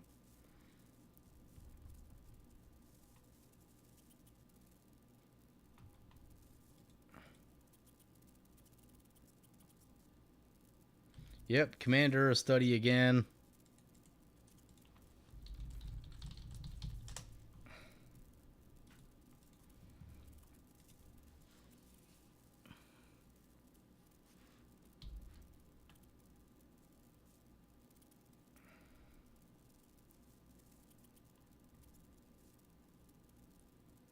Strip mine.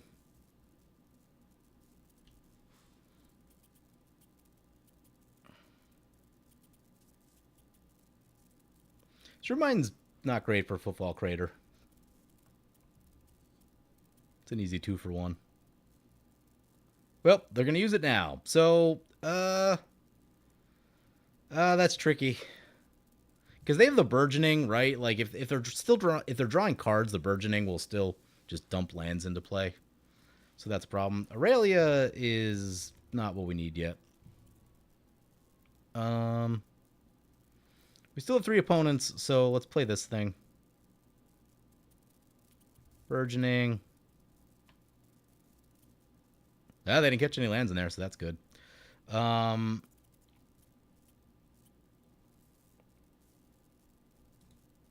think the plan is get Adriana.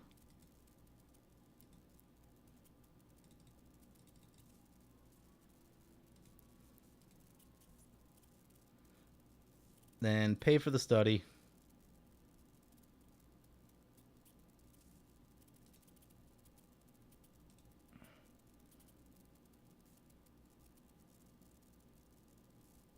Oh, Authority is going to wreck Aurelia.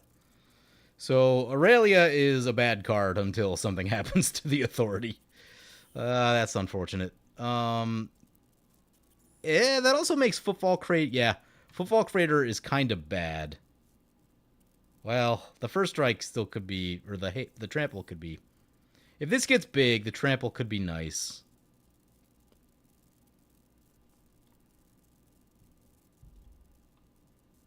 Ugh, this game.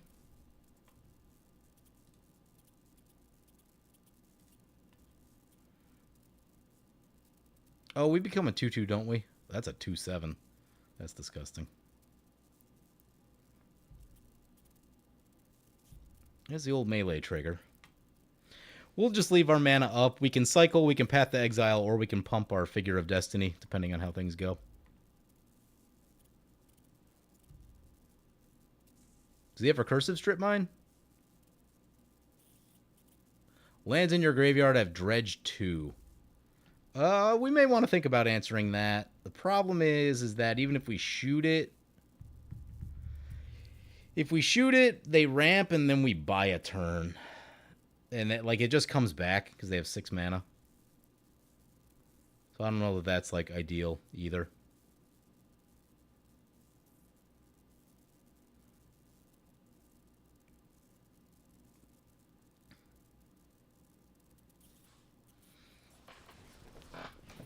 Oh, Mana Flare.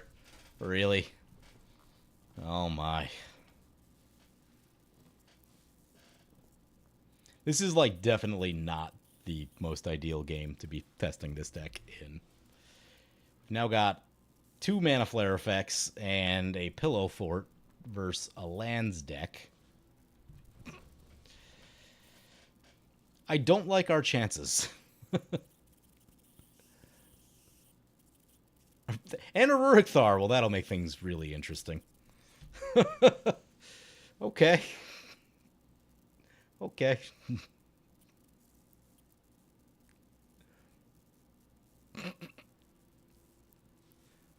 Yeah, I don't even know what to make of this game anymore. We're definitely not going to get the testing data that I think we want. I can tell you that. Yeah, the problem is we only have one creature, and she's not great with authority.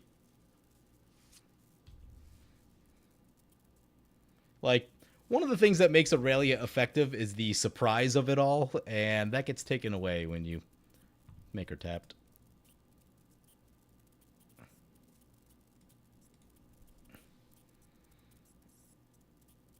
So, like, even though Atraxa only has 2 lands, they actually still have, what, 6 mana? They could potentially climb out of their hole reasonably quickly. If they have the right stuff. Atraxa is definitely going to face a house fire.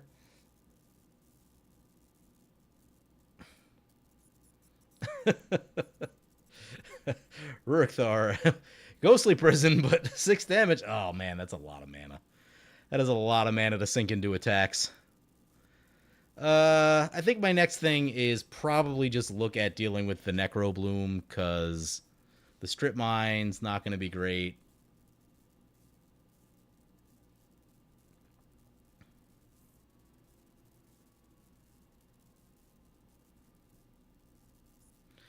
I think my plan...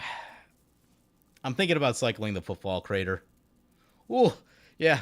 Farseek will catch you up, but at the cost of 6 life, that is a steep... Down to 27. You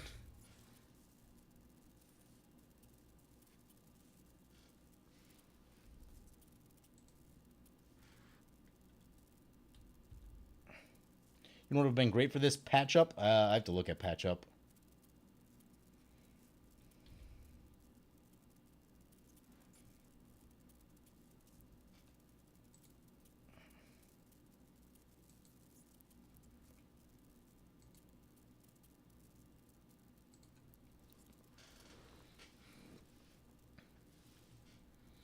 Do they dredge the... Yeah, they dredged it, because of course.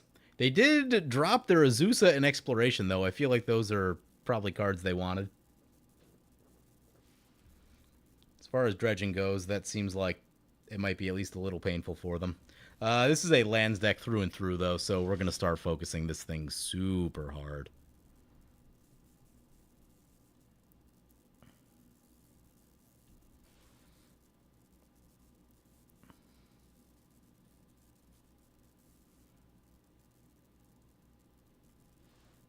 Ugh, the Norn.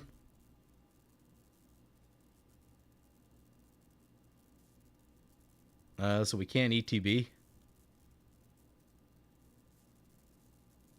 If a permanent entering... Wait a second. If a permanent entry causes a triggered ability to trigger. That's static. Right? Yeah.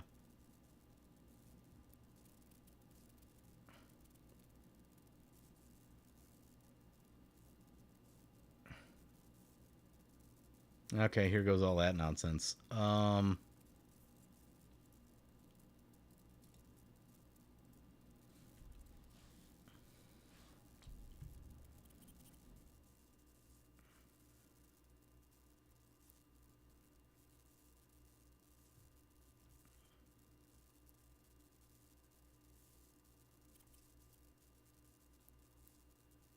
problem is they have like really high toughness creatures.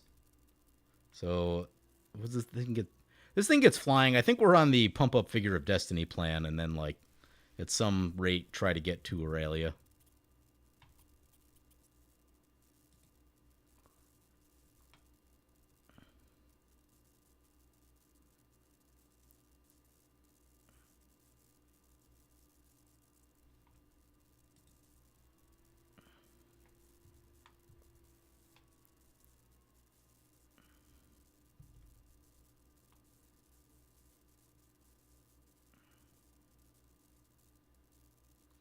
problem is attacking the Necrobloom player probably gets us strip mined.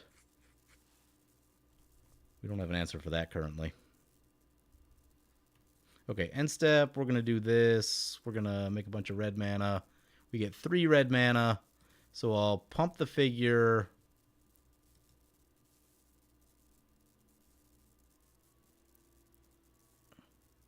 Cycle the Footfall Crater.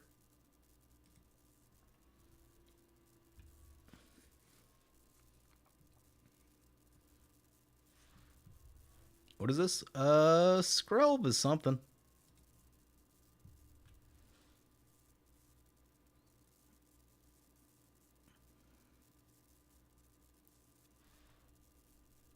No, we are not going to sacrifice any permanents. Thank you very much. Yeah, we would take 6 for the path. So yeah, we got to take. We would take 6 for the path. So it's something we have to really want to get rid of. And also the way like mana is, shooting commanders right now isn't the most effective thing.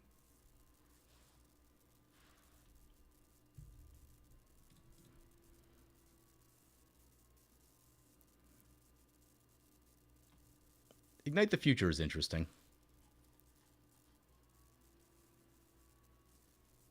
Let's Ignite the Future.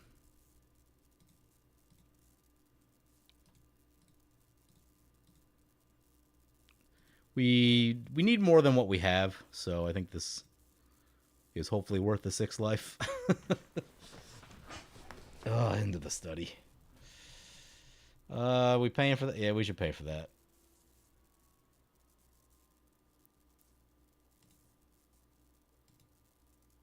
Six damage.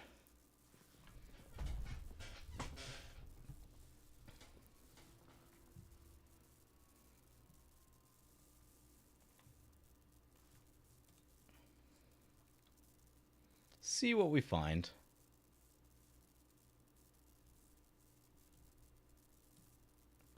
War Room, Skull Clamp, Wheel of Misfortune. Not awful.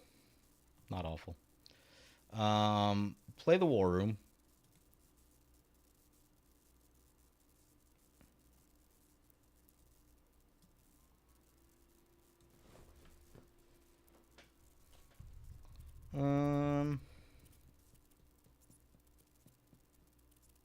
Skull Clamp and Wheel of Misfortune gonna cost 6 life at least.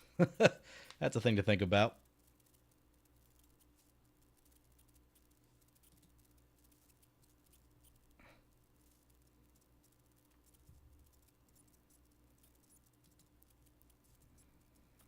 Let's play the Skull Clamp.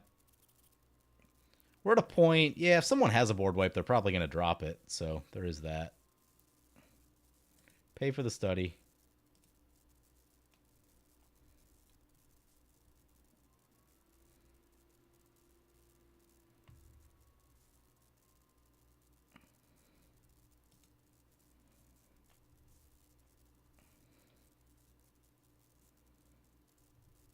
Let's get Skrelv. Pay for the study.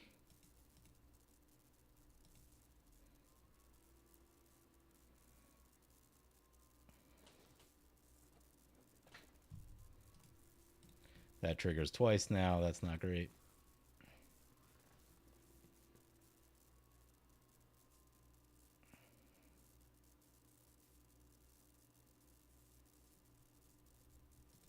Skull Clamp on Adriana. Probably.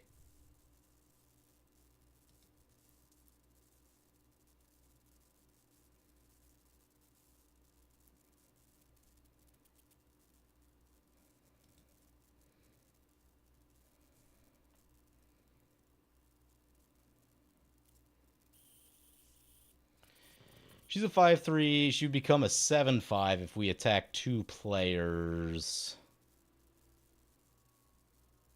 I mean, that's enough to, like, at least be annoying. And potentially we could path to, like, break up things that we don't like.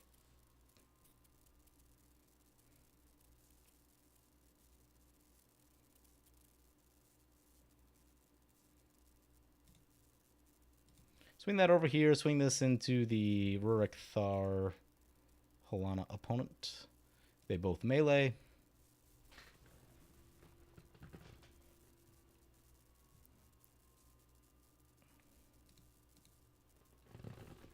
Oh, hey, we got a super chat. Oh, my God. Let's finish up this attack. Avery Grady. Been watching your channel for years. Your perspective, intuition, and commentary on the format is greatly appreciated and very entertaining. On par with all the top tier content creators. Keep it up, champ. Well, thank you. I appreciate that. Yeah, it's just nice to hear nice things. So I appreciate that you guys still like the content. I haven't been producing as much of late, but yeah, they just block with the token. That's sad. But I do have something cool in the works, and I really do need to get it finished up. There are not enough hours in a day, to be completely honest with you.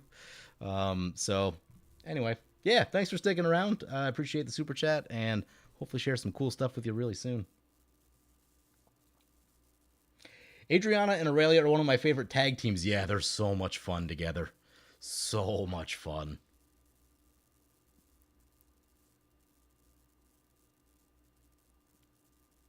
Like, your board gets huge with both of them.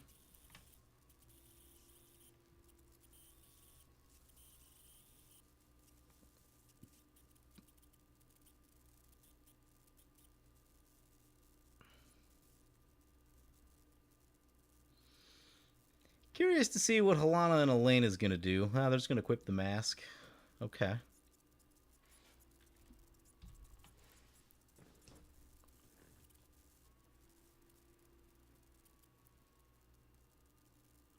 Perforos Bronze-Blooded.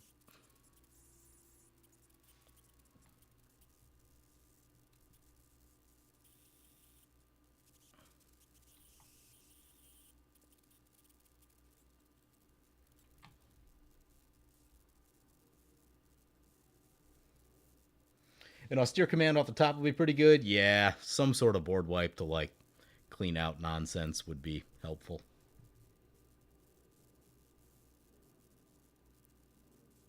Yeah, no, this game is definitely not looking great for us.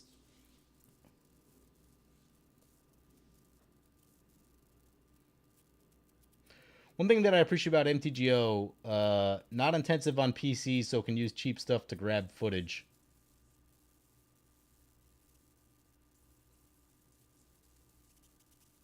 I don't know what that means.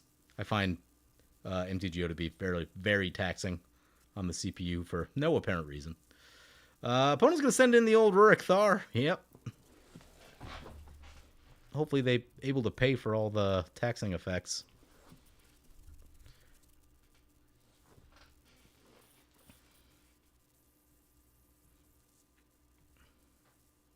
They do.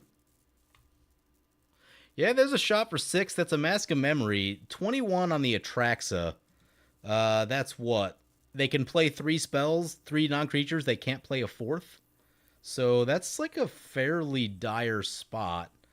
Plus, if anyone else puts damage or life loss in that direction.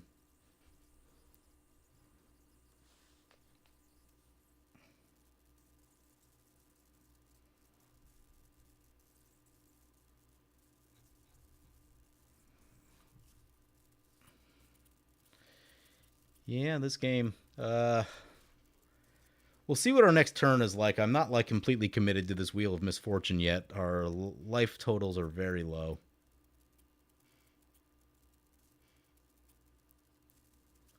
And like, so we lose 6 off the wheel, and then if we have to lose more than that, that's not a great spot to be, but it may also be the thing that needs to happen just to, like, we have a lot of lands in hand. We need to try to draw something that actually matters.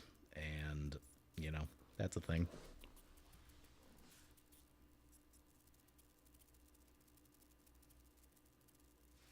Strip mine. Really just,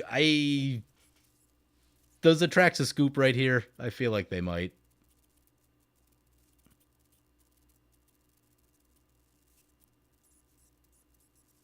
Another land down.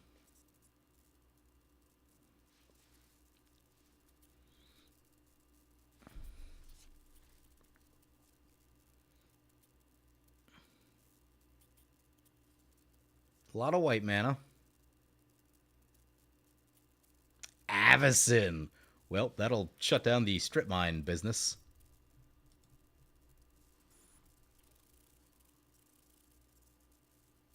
I mean, Avacyn is a very worthy Path to Exile contender. Huh. The problem is all this nonsense over here.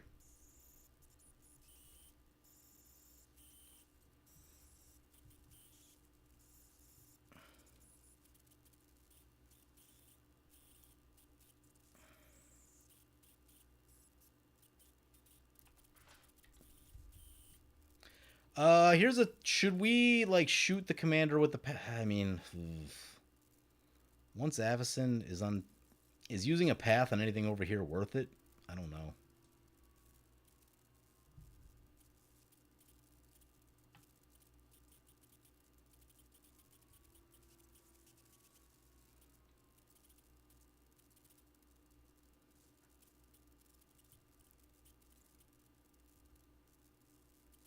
They choose not to dredge. That's cool.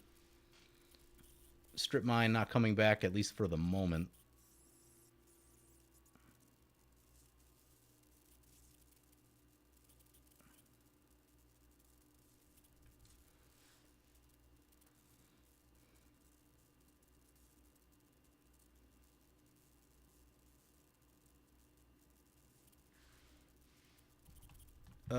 Merkaware Bats. Whenever you create or sacrifice a token, each opponent loses 1 life. I mean, that gets us killed very quickly. Do we have to shoot that?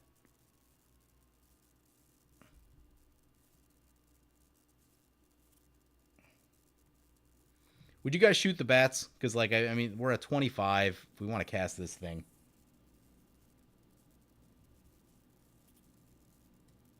Yeah, I think we got to do that. Let's get rid of the bats.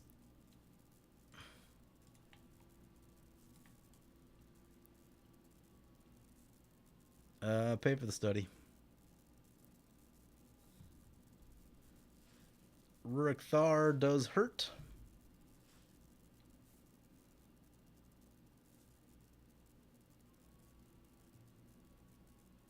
Rule of Law. Oh no. Oh no. That means Wheel of Misfortune's kind of a dead card. Means we're probably on just pump figure.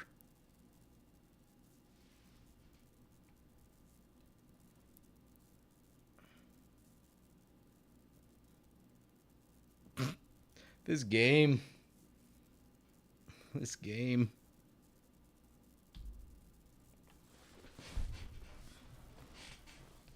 What colors are our opponent's creatures? We got black, white, green. Skrell probably isn't going to get us through all that. A Shadow Spear would not be the worst thing to find. Getting some lifelink against all the life loss effects. Going to be a good idea.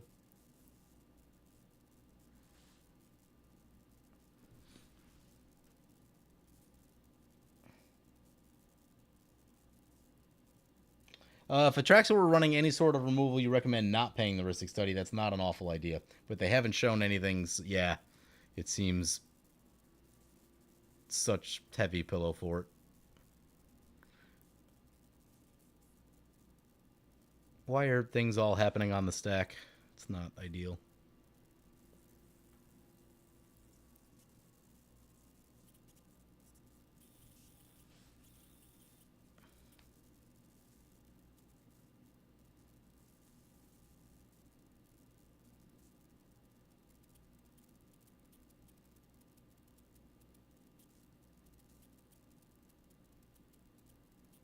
So, I mean, like, Atraxa's going to be dead soon. There is that.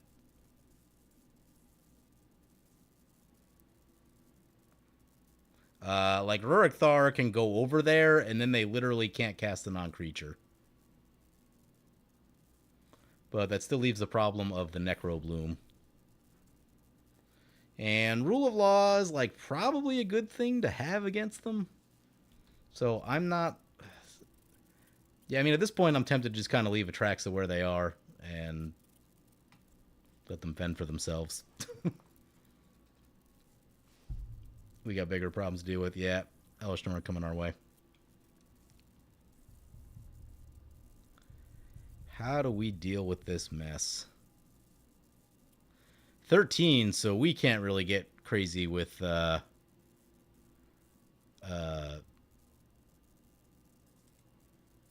non-creature spells either.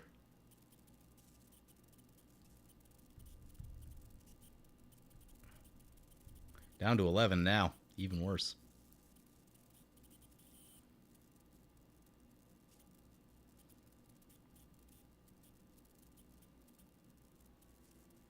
If we had a cheap creature, I'd probably move the Skull Clamp to it, like a creature that we didn't care that much about, just to sacrifice to the thing. Look at extra cards.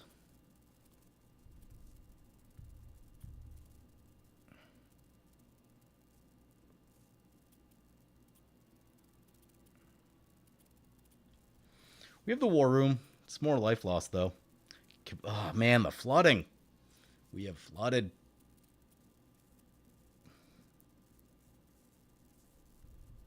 So we're at 11.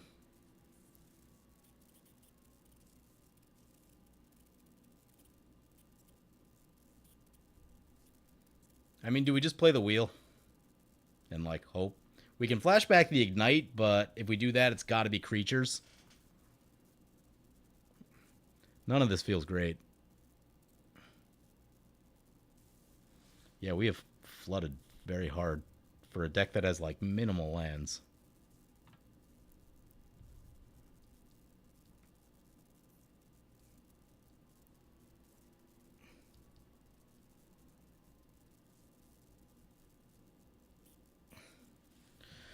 The problem is if we cast the wheel, then like we literally can't cast other non-creature spells, and I don't think there's any creatures strong enough to like actually deal with what we need to deal with.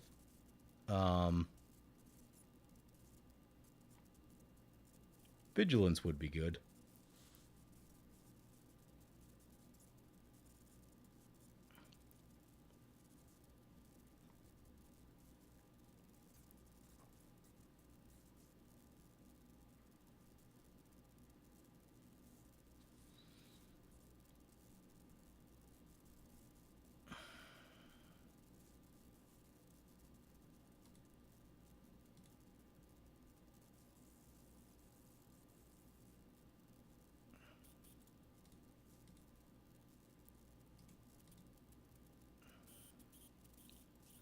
Play the command tower.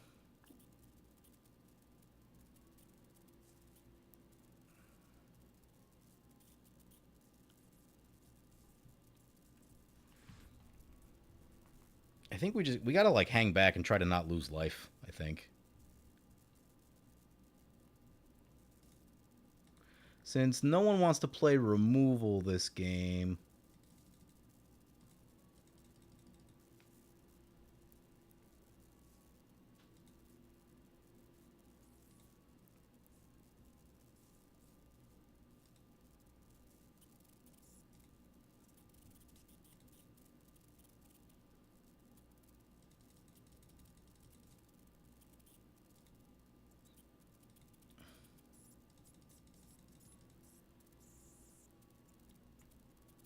Not paying.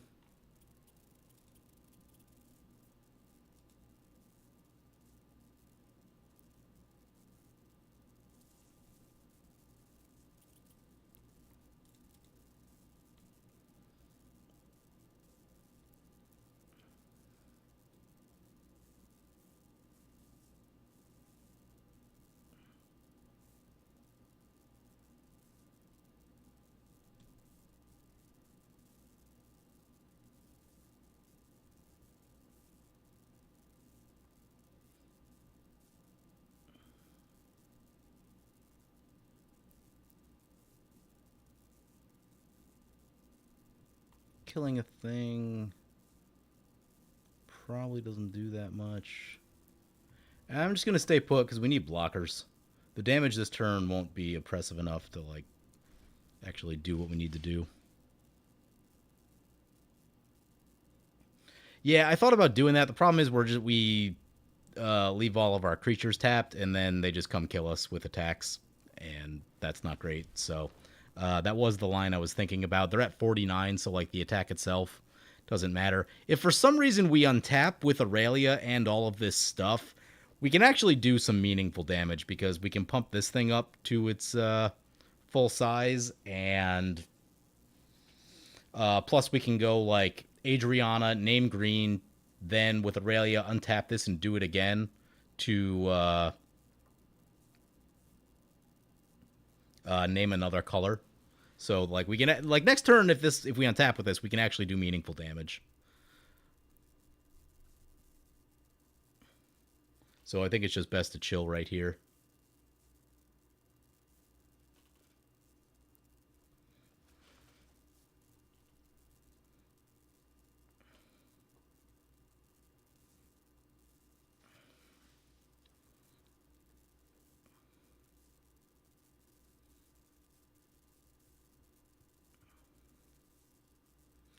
Boots into their own Urukthar.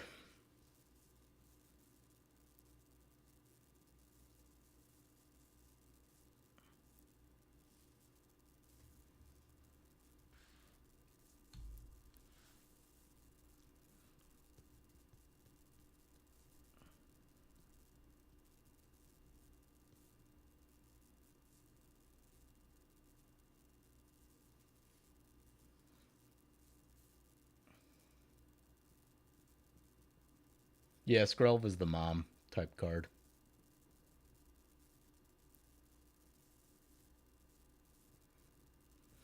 Maybe all we need is lands in Aurelia.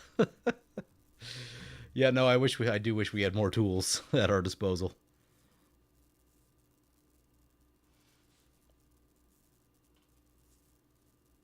The double mana flare is really kind of like thrown off the pace of the game, because the idea is that like we should be able to be more efficient than our opponents, but if everyone has tripled mana, efficiency sort of goes out the window, and then it's just who's got the strongest stuff. Does this thing have trampled? No, it has vigilance reach, so they probably just block with the token.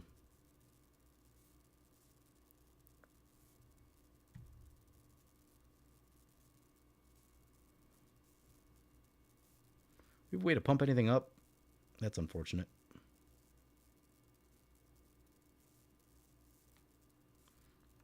Would love to see that thing go down.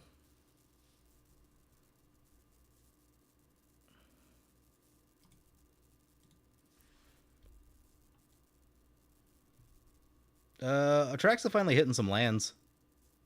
They're like actually back in it now. They have 5 lands.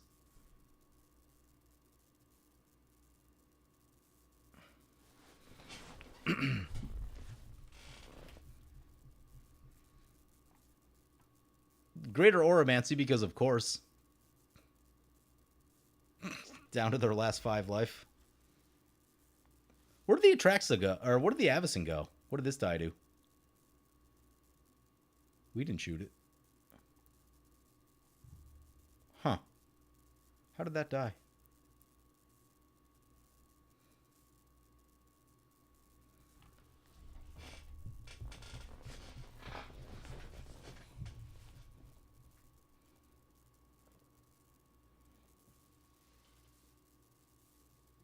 We really need the land deck to not find any sort of like win condition.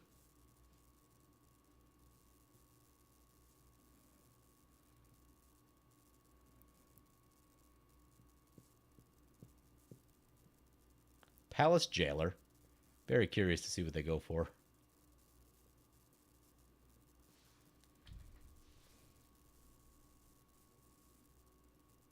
Oh, ETB gets stopped because of the Norn. Okay, well, kills that. Authority of the Consoles, man. Our life total keeps going up.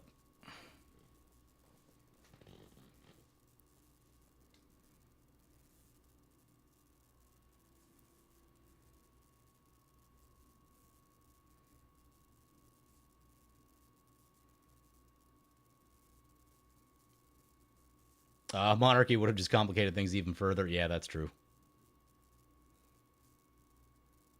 But also, like, I wouldn't mind if they, exiled one of these things. Literally any one of those things. Just to throw them off their game a little bit.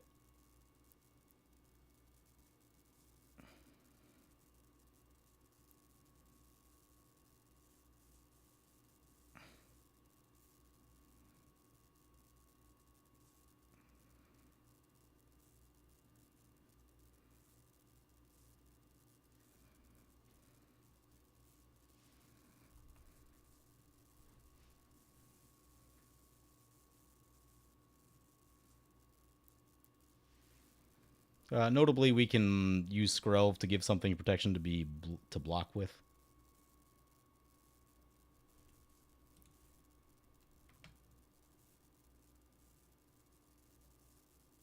Oh, wait.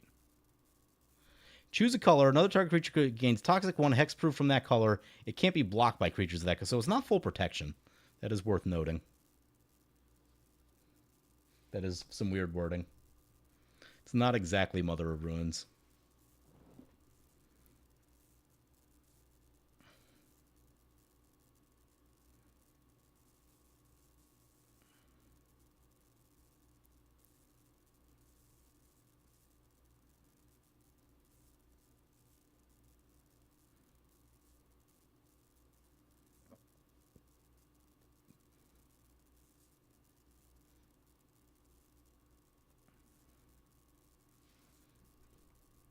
Oh, I'm sure I'm not going to like this. Whenever another creature dies, each opponent loses 1 life. Fantastic.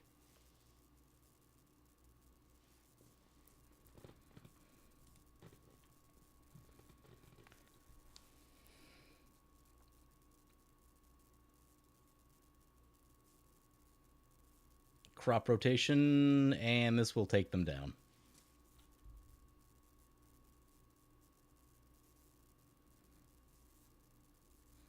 So, no real help from the Atraxa. Now, do they have... oh, God. Yep, we're going to lose a lot of life right here.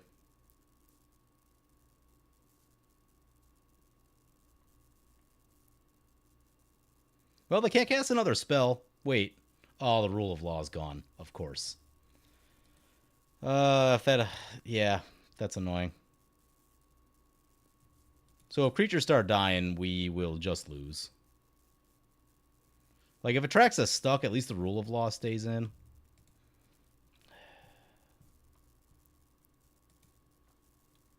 More bodies.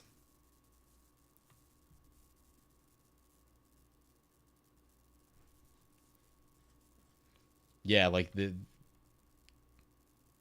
Path on Aurelia, because of course.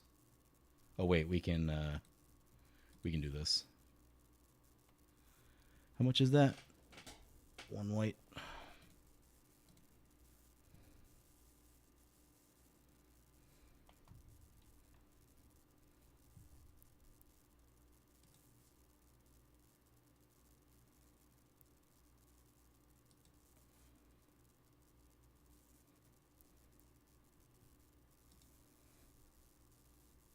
Blanks the path.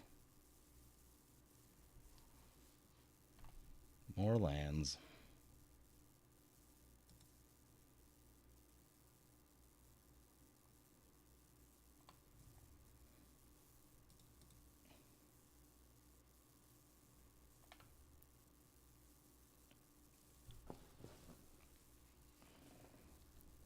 More plants. As long as they can't, like, blow up their stuff yet. We're like, well, I guess braids will allow them to sacrifice.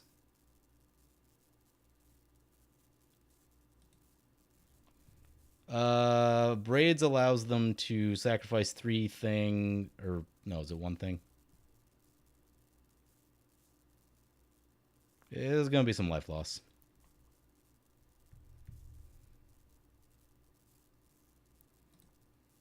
Let's pump this thing up.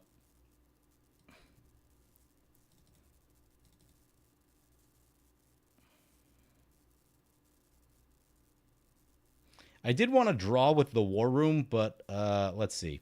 So we'll lose 2 life to that. They'll sacrifice a thing, which will also lose 2 life to. I think we got to use the war room. Like, we need to find something helpful.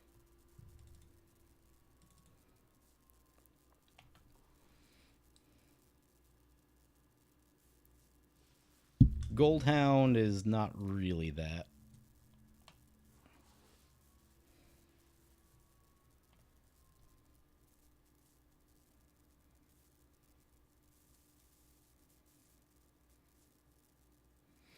No attacks. Braids.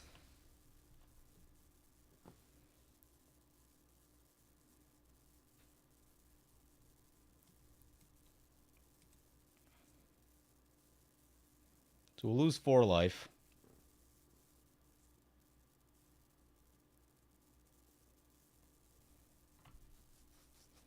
Goldhound is actually a decent Skull Clamp target.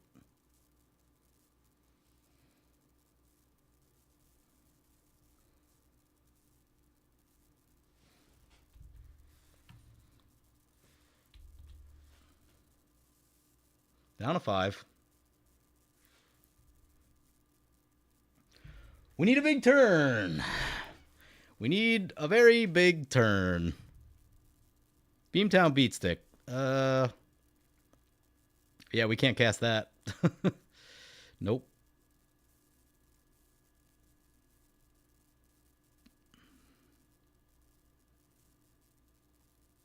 So we can... Yeah, we just gotta... we can play the gold. We can play this thing.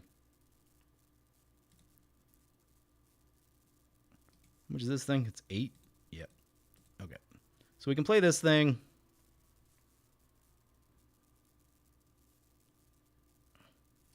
Yep, they gain more life. Skull Clamp that thing.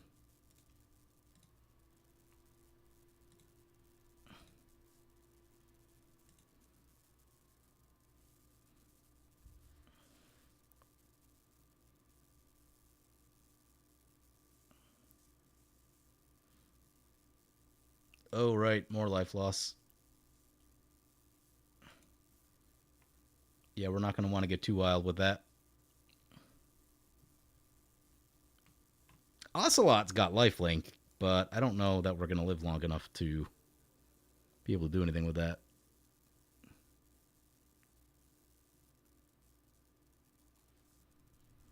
Let's get this thing pumped up.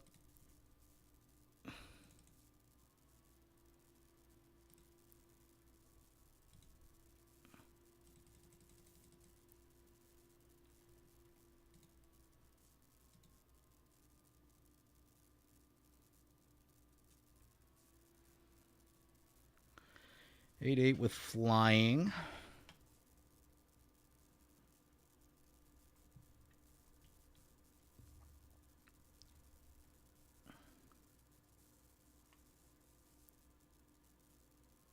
Yeah, I mean, we got mana left over. Get this thing in.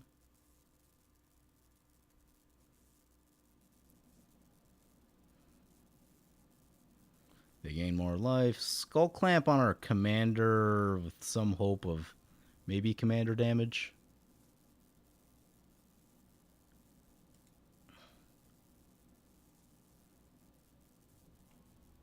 If we choose green, they still block with a white creature, and that's not good. So we choose green.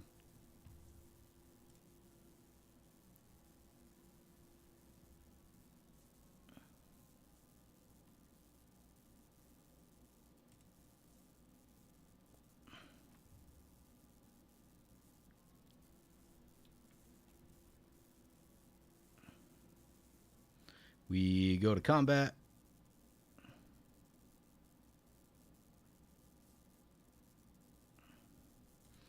We send everything. Actually, I don't know what we can do. We could send this over here to get additional pumping, since we can't really attack anyway.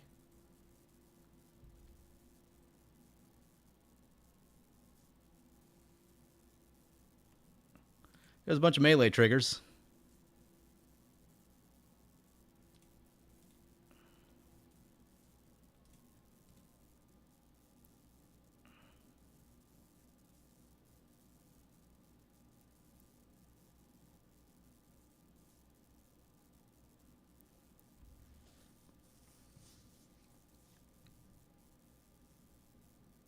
Cool.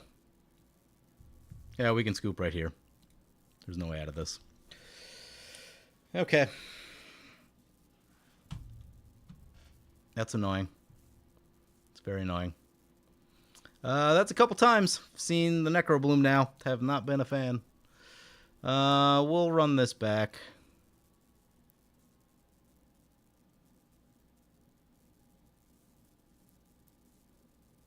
It sounds like a decent game. I'm gonna run to the bathroom real quick while this game fires up.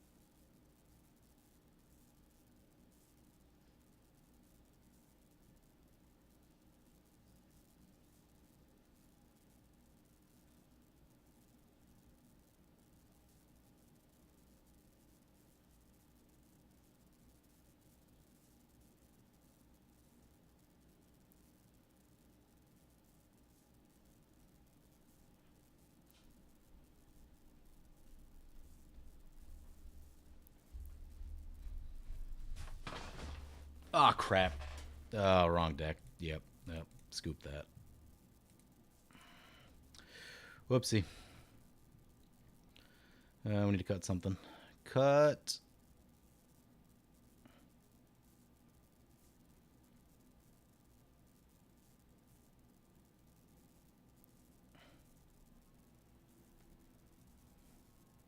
I really don't know how we drew so many lands last game. Like, I know we tithed, but we just kept ripping lands. It was a bad time. Get rid of the bodyguard. We've got enough of those type of things.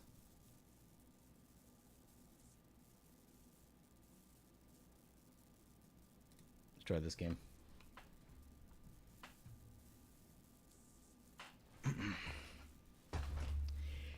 Yeah, it does that when if your deck's not legal, it goes to like the last one before it.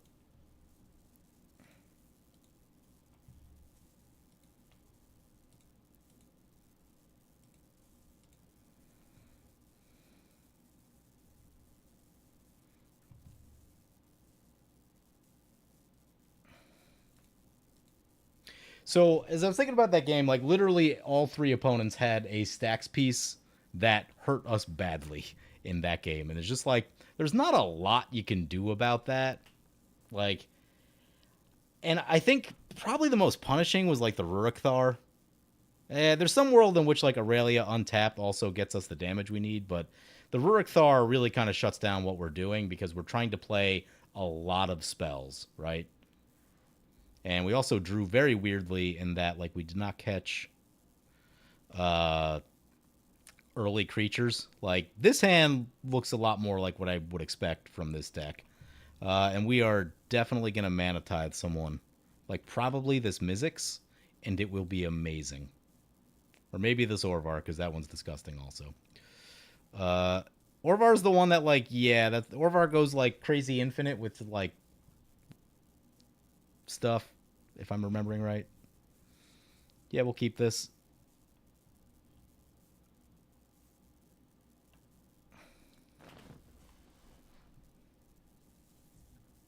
Okay, so this looks like a much more promising game. Our hand looks like a hand that we think it should look like. And at the very least, I'm not expecting massive amounts of stacks.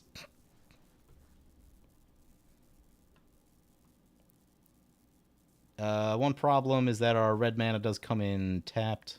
It's unfortunate.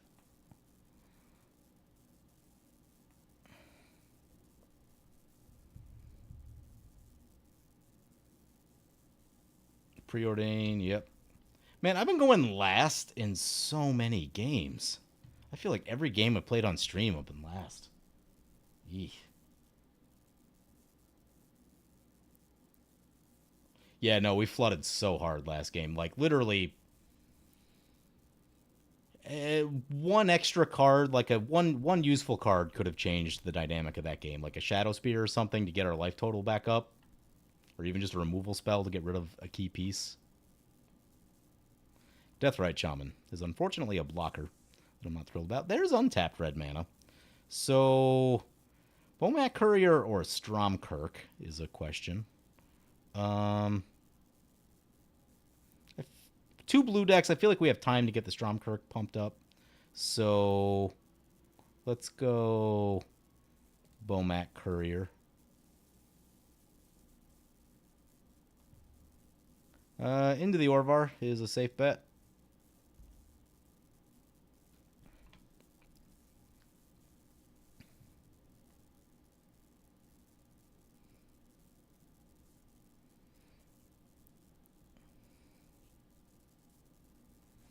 Because with the Stromkirk, we really just needed to get big enough to, like, where opponent's not going to want to, like, block. Blue decks notoriously don't block particularly well. I don't think we're going to see too many blockers out of these. Grismawl, different story. Each player... Grismawl creates plants for everyone. That I don't like. That creates blockers, which is not amazing. That said, do they have Defender? No. That said, Adriana with Melee, we can take advantage of those and make them big and do damage.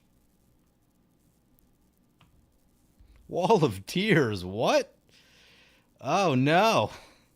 Oh no. Put the brakes on.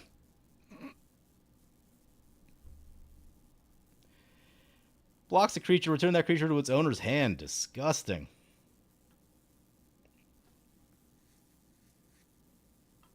There's another land. So one tap land and we get both of our other one drops in. That seems like it's probably the correct idea.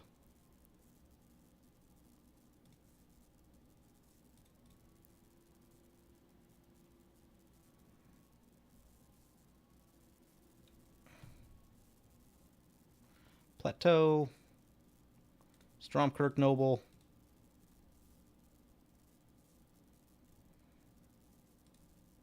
Goldhound.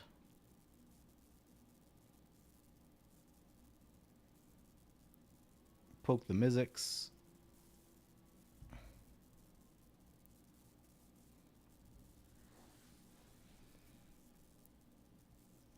Not a bad turn, too.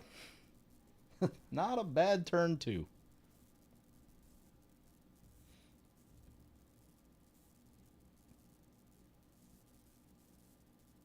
Yeah, I mean the Rurikthar hurt us badly, but also like so did everything else, right? Authority of the Console's getting us. The Necrobloom in general is just like a bad time. And then uh couldn't really attack the Atraxa, but by that point I guess it was really just more that like the Necrobloom was running away with it, so but yeah, I could have definitely done more. Honestly, it's the like the mana flares throwing off the tempo too, because this is a tempo deck, right? So like if the tempo gets thrown off, that's not great for what we're doing.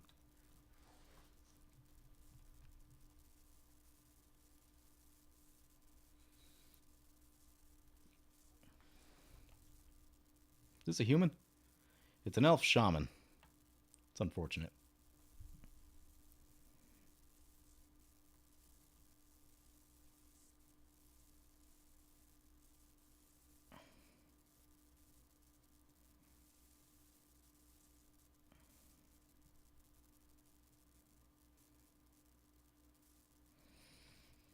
Don't cast the Griswold. It's the Griswold. It's going to mess up all of our plans. Each end step, each player creates a bunch of tokens. Yeah, don't love that.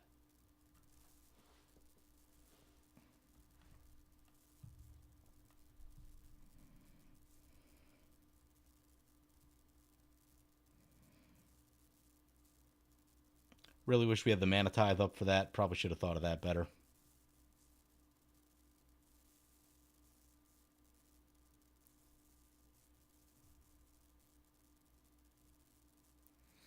Can't really get in with Bomac Courier now. It's not great.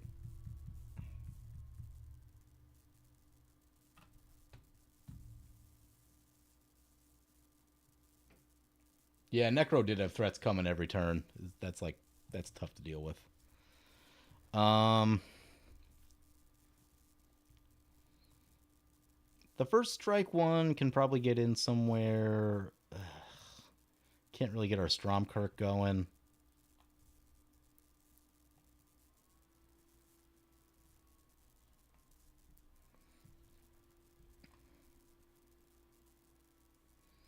Play the plains. Skrelv will be helpful next turn, so get Skrelv.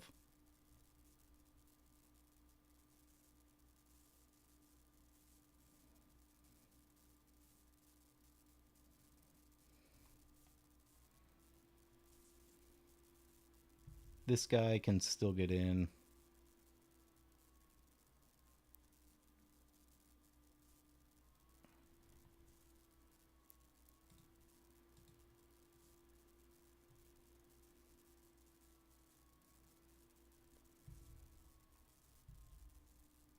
Crap, if we had played... the tap lands are going to kill us, because if we played one of these this turn, means we would lose the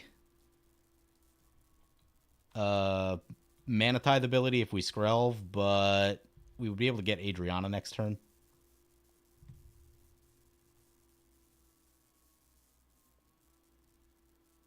Oh, maybe what's that nasty 2-drop? I don't know. Maybe we want it, maybe we don't. What's the nasty 2-drop that whenever you cast a creature, you make a 1/1 artifact creature?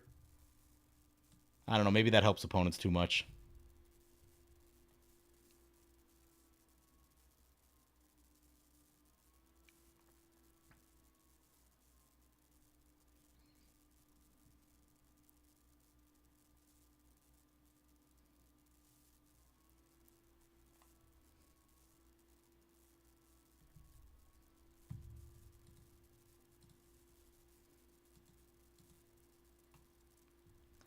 The question is, what do we mana tithe? Like, if they just try to slam Orvar, do we mana tithe that? Because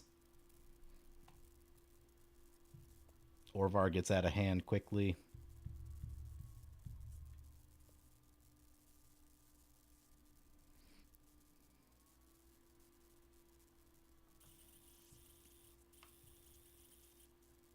Oh no, is that a Cavern of Souls? Wait. Oh, it's Path of Ancestry. Okay. Yeah, they're going to try the Orvar. We will mana tithe the Orvar. About to get him. Got him. Do you have Clockwork Dragon? I do not.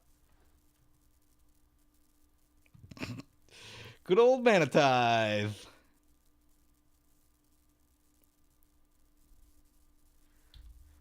No Orvar yet.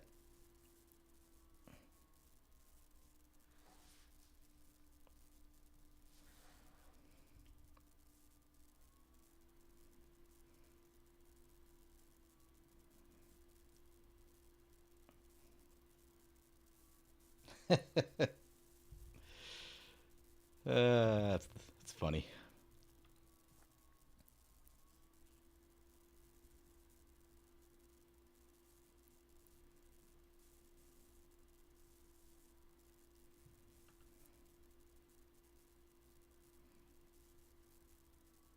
Toma Legends would be nice. I think we cut ours though.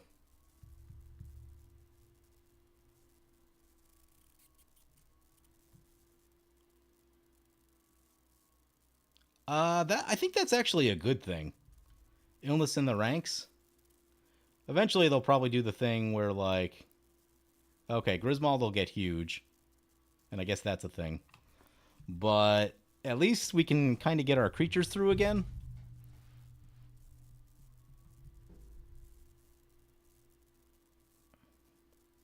Okay, it is now giant. Yep, that's a thing.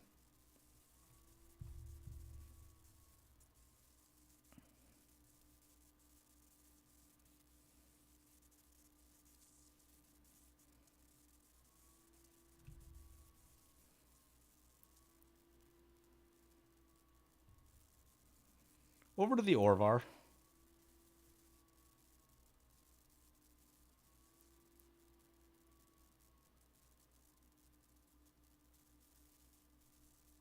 Yep, back to the Orvar. Oh, that's weird. So, I think they're about to get their commander. Well, this would die. Do they trade this to get the Griswold back in the hand? Illness in the Ranks is an interesting card. I feel like there are less tokens overall than there used to be in the game. I feel like 7-8 years ago, I feel like tokens were super common. Avenger of Zendikar was like one of the most common win conditions. Um, this was a card that like you could just kind of main deck because there were enough tokens around that you'd probably get something done with it. Today I feel like there aren't as many, and generally creatures are stronger, so like -1 may not kill them.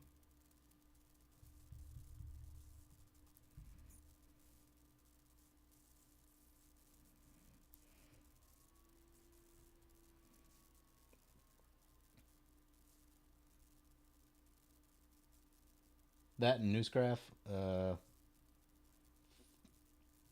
Lotus Petal. Favorite meme card is Alesha in Dothy Mind Ripper. Oh god, yeah. Is that the discard one?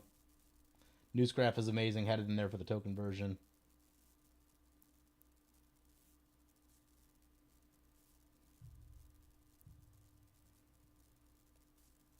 Little happy sad at the prevalence of treasure.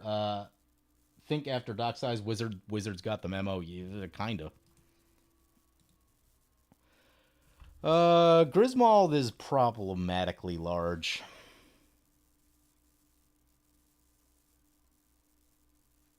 That is a thing.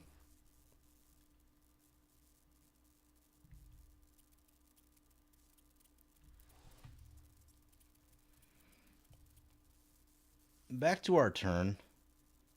Austere Command, but we don't nearly have the mana for it. That's a small creature, which means we will blow up all of our own stuff if we did Austere Command. Hmm. Let's play the Elegant Parlor, Surveil.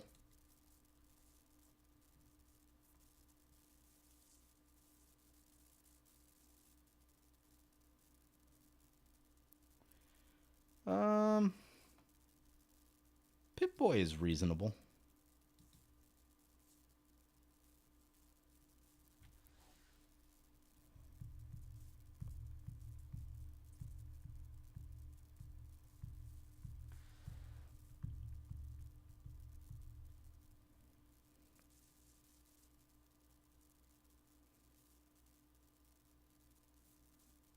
We probably just send these two things over there for now.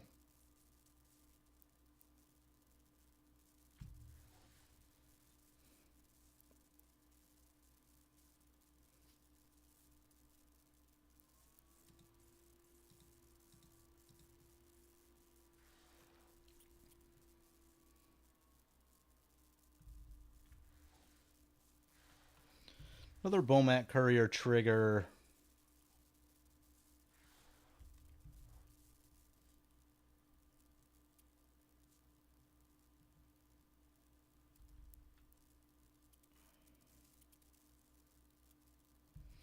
Stromkirk gets bigger. We like that.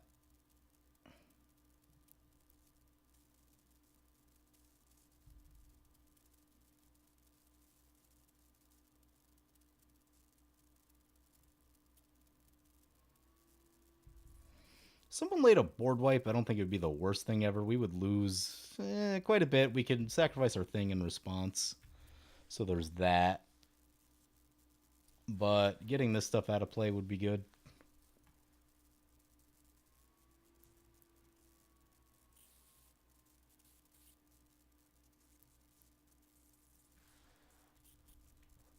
Seething Song.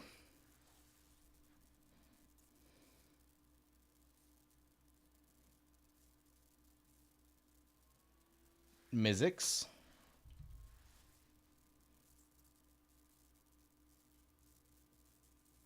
And Scoop. Okay. Guess we won't be seeing any removal from the Mizzix opponent.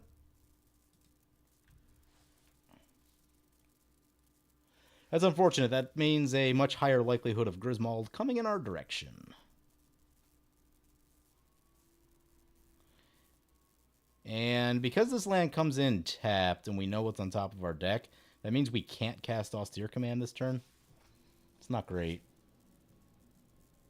We would really like the Orvar to do something about the Griswold.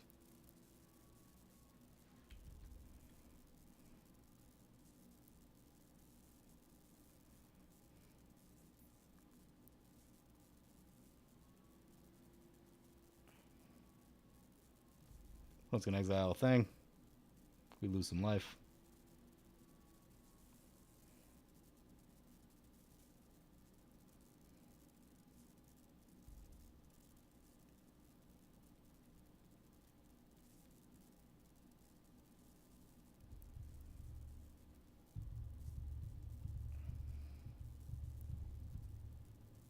Night's Whisper.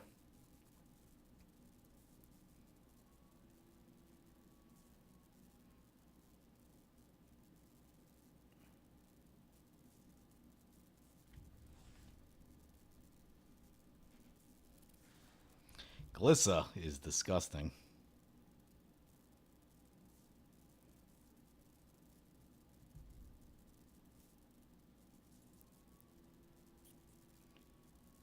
Well, it looks like they're just going to try to take down the Orvar.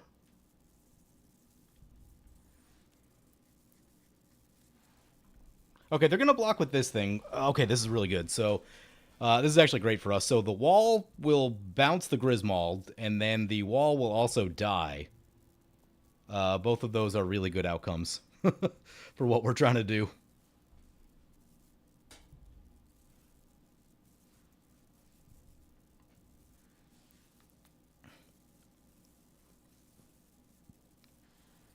Griswold gets bounced.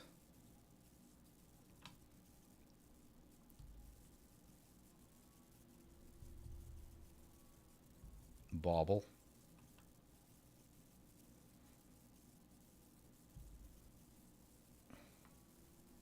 What does this thing do?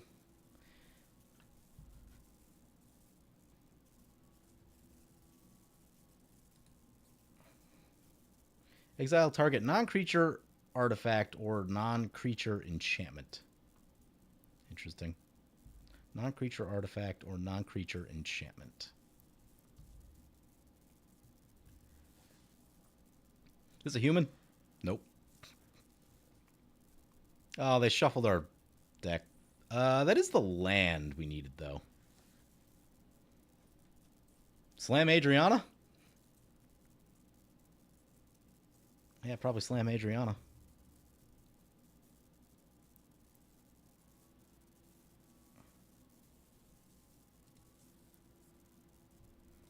Play that. We can actually don't even need to crack that.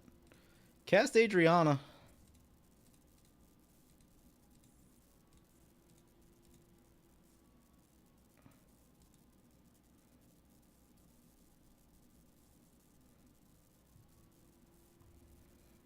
Unfortunately, this will get +2/+2, which is enough to tangle with that. Okay, that's exciting.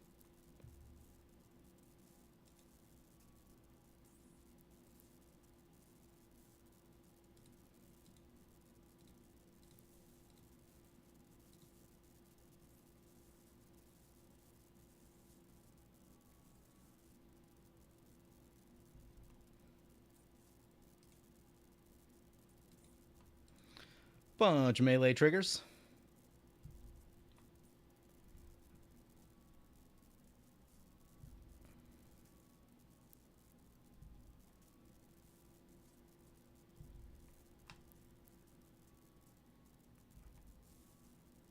Yeah, this also has first strike, so they would have to trade, and I'd be happy to give up our one drop into their Glissa. Oh, they're gonna do it? Oh, they're gonna double block. That's fine with me.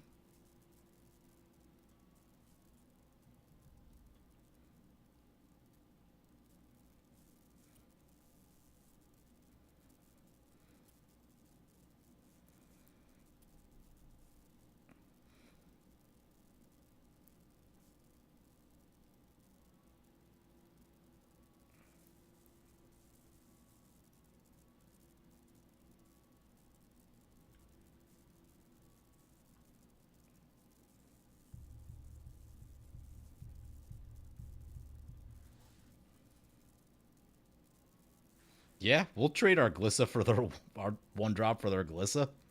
Yes, please. They do get an artifact back, which is the bauble, so they're probably trying to just like draw more stuff.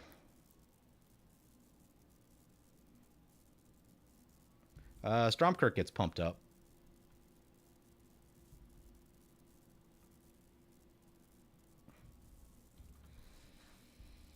The question is, how long do we lean on Austere Command? There's a world in which like maybe artifacts and enchantments is the correct call.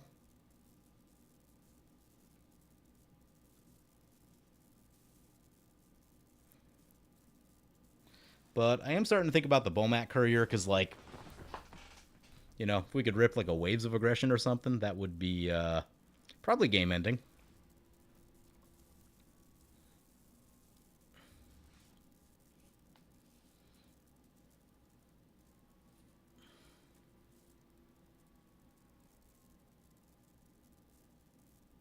Yeah, there's the Orvar. Yep.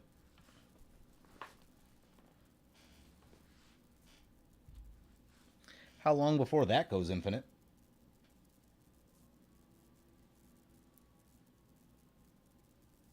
Enchantments makes Grizz a lot worse of a play. Yeah, that's what I'm thinking too. The illness in the ranks is really what's kind of like making him huge. Um, I'm guessing they recast this turn. It seems like the entire focal point of the deck, so. Which means it will be kind of sizable.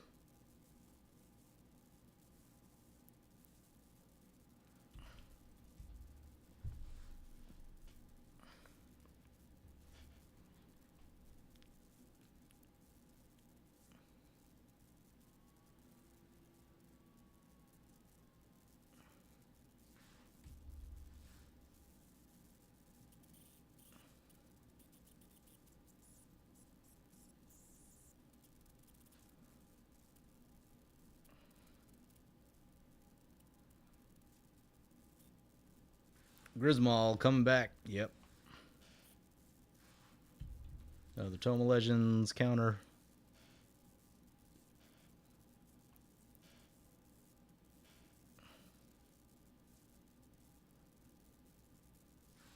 Plague Engineer.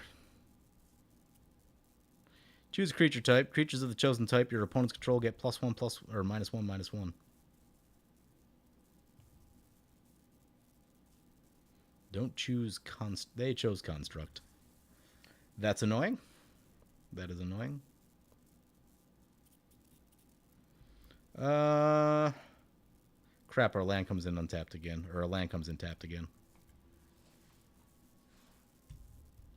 Plant tokens, gets pumped up.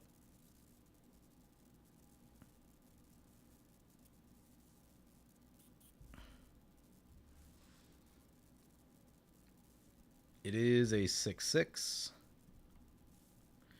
Giver of Ruins is a magic card. Play the Misfell Plains. I think we're probably on Austere Command.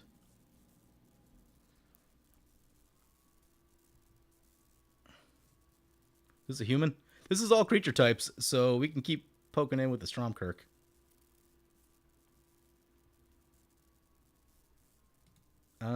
Do this on there, choosing black.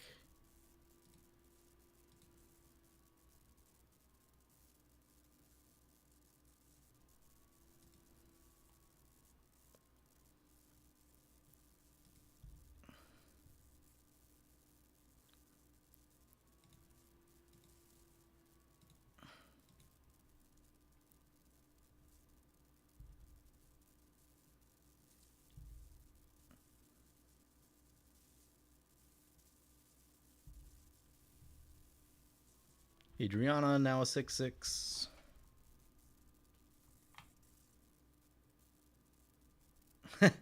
Stormkirk's a 5/5. That's fun.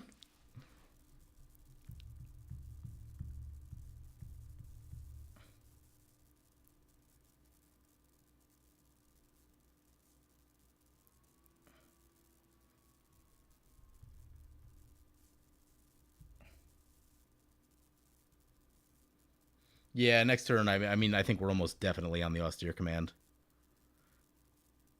Because we'd like to get Orvar out of... Well, Orvar's probably going to live because I'm probably not going to blow up Adriana. It's probably going to be small creatures and enchantments.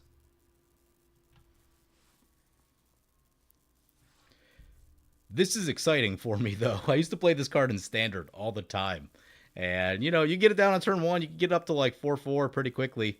And in Standard, that's pretty sizable. The problem was Snapcaster Mage Vapor Snag was everywhere. So it would get reset quite often. That said, if they were doing it on this, that means they weren't doing it on something else that was probably better. And, you know. But that was... Snapcaster Mage was kind of a problem, honestly. Kind of a problem.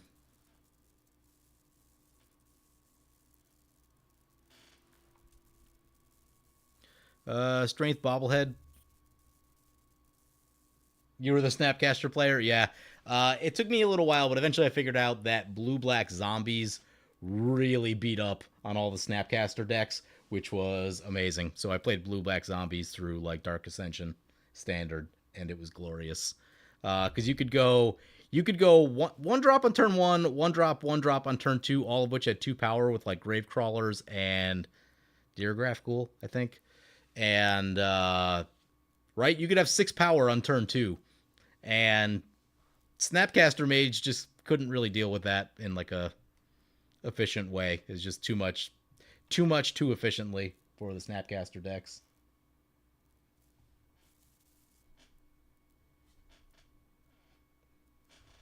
That said, I was probably also just like, there's some element of I was probably just like at least a little bit stronger than most of the players that I was facing.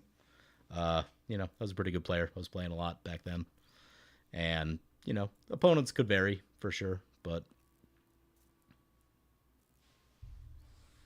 Orvar combo is getting started.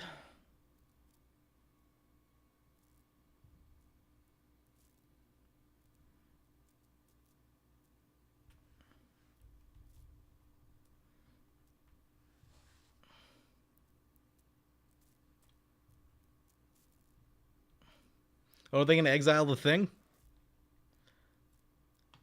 Haywire Might, exiling this Mana Rock.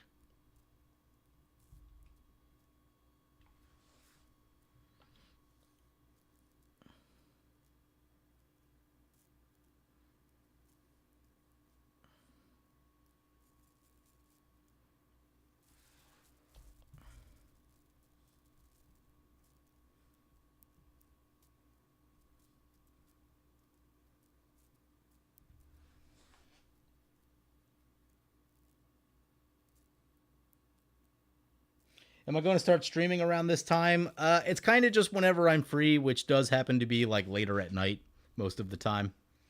I fell behind on videos for the content creator program that I'm in, and I needed to catch up on those. That's why I've been streaming so much of late. I'd like to get back into more like a once a week kind of thing, just so I have time to work on other things that I need to work on. But yeah, for now, I'm trying to get caught up on putting content out so I don't lose. Because I don't know if I'm supposed to truly talk about it, but I have the creator account for Magic Online, which is super helpful for playing games and building decks and doing stuff. So gotta meet them quotas. Hidden strings, I'm sure that's not great for anything.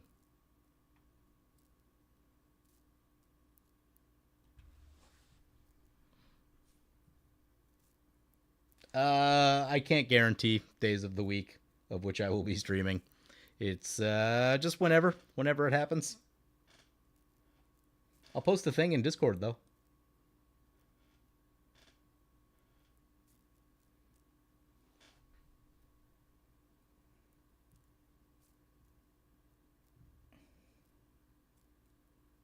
5-drop red vampire with double strike.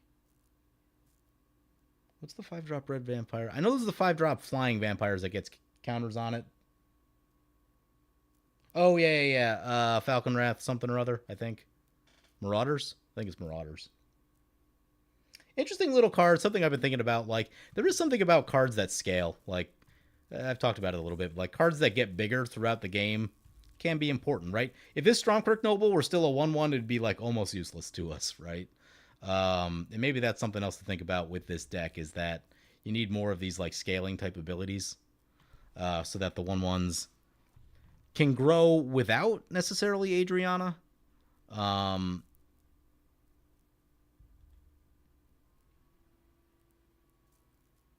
I don't know how many of those exist though. That's a lot to ask for. It's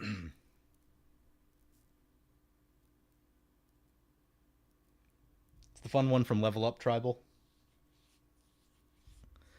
Someone, I don't remember who, one of my Patreons had a really cool Mardu +1/+1 counters deck. They played it in a couple videos. It maybe showed up like 3 or 4 times that I can recall. And who was it? It was Bruce Tarl, and who was the partner? I don't recall which partner they had. They had a mono black partner, I think. And but basically, we'd use stuff like Necropolis Region. It's mostly like all of the vampire effects, like the Sliths, anything that like attacks and gets +1/+1 counters on it, they would use. And uh, it was actually really cool, right? It was a pretty cool deck. It lacked the value to really go toe to toe, but like it could get very scary, and with like a little bit of effort, I think that deck could like really kind of pop. Uh, be interesting to take a look at something like that.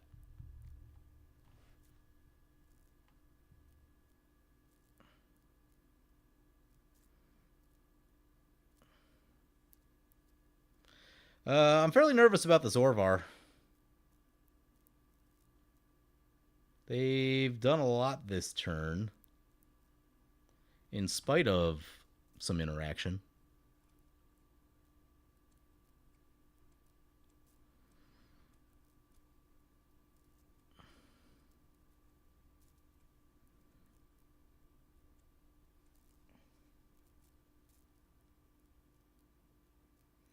You think they're really close to going infinite? Yeah, I think so too. They have 6 mana. I don't remember exactly what the combo is in Orvar. It's been too long since I've seen it or played it. I just know that like it goes infinite so fast, just so easily. They're also down to 2 cards, so there is that. 1 card now. Saheeli's Artistry seems like it's probably part of that plan. They get themselves an Adriana.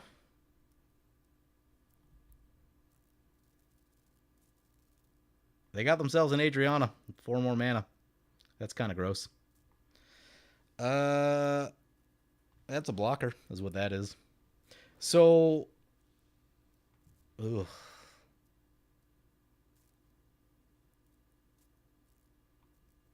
They're gonna make their Adriana huge. Okay, so there's that.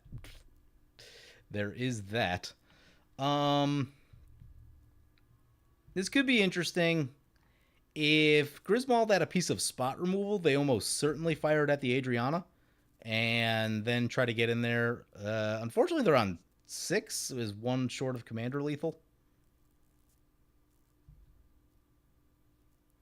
This is fortunately a human, so Stromkirk can get past that pretty easily. There's that to think about.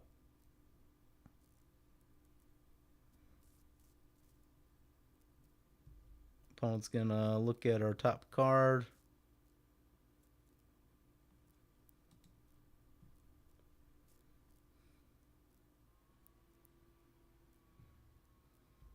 What was this thing? Each player sacrifices a creature. Who are we getting rid of?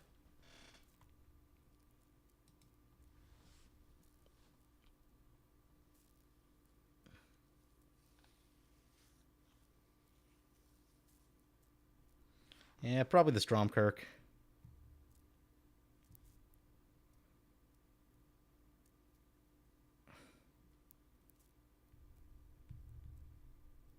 So that's an ETB. It does have Unearth for quite a lot of mana. Oh, they keep the Adriana. Oh, wasn't. Well, I guess they have a ton of mana, so there's that. Huh. That does put a wrinkle in things. Check on the chat here real quick. Nothing.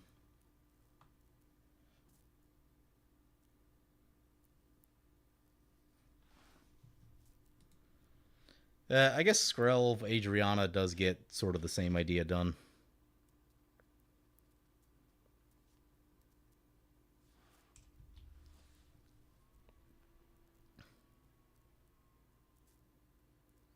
The issue we have is that we really can't let Orvar untap.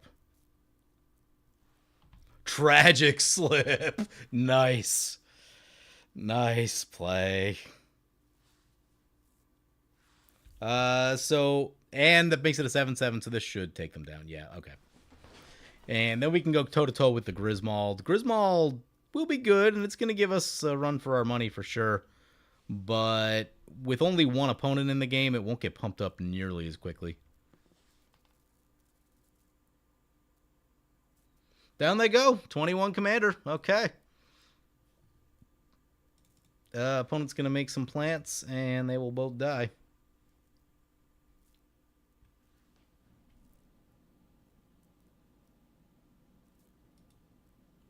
Yeah, they're super exposed to our austere command right now.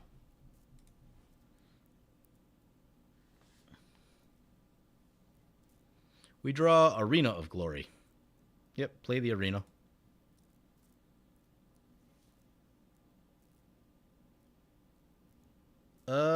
Do this, naming black.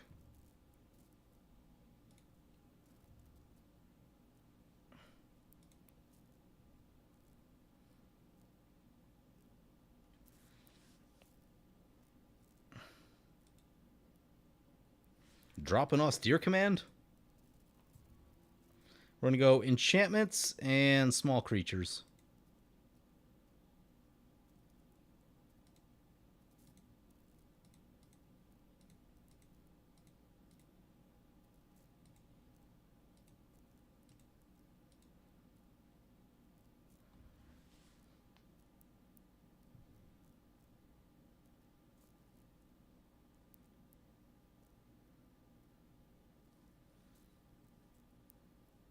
Oh, if they even have a heroic intervention.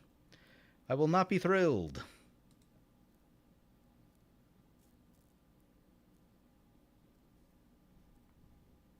I think I messed up somewhere. I think I was supposed to pay life for the Skrelv, and then I didn't.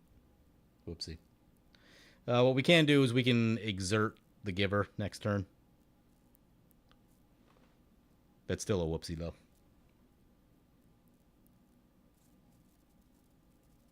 The exile thing. Okay, yeah.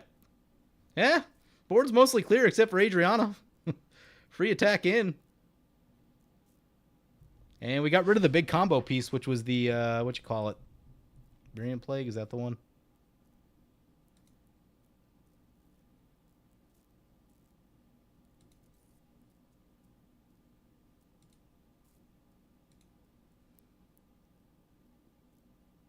It's not in the graveyard. I don't know where it went. Regrowth. I'm sure that's not what I wanted to see. Glissa coming back. Okay. Glissa's a nasty one. Yeah, we're going to want to use that Giver.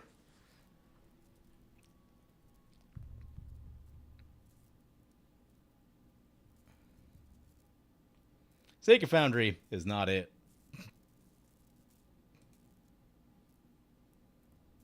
Not paying the life. How's this one work? Exert it. Add red. Oh, that's unfortunate. We can't give it haste. Well, that's a thing to think about. Play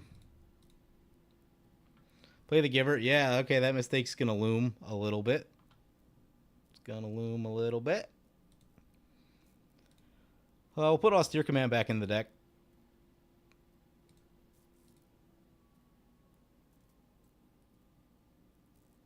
And then we'll crack this thing to pull a land out and shuffle.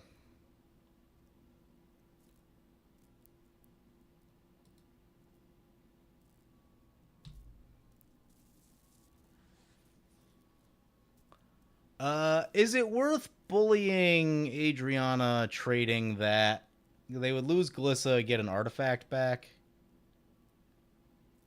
That's an artifact. No, it is not worth doing that. They get back the sacrifice a creature one, which I would not be thrilled about. They draw a card.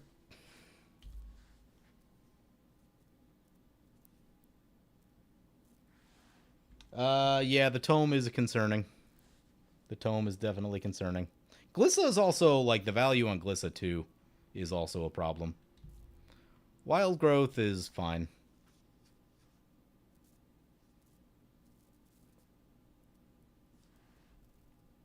It's not great for our giver. It's not great for combat damage. Codex Shredder.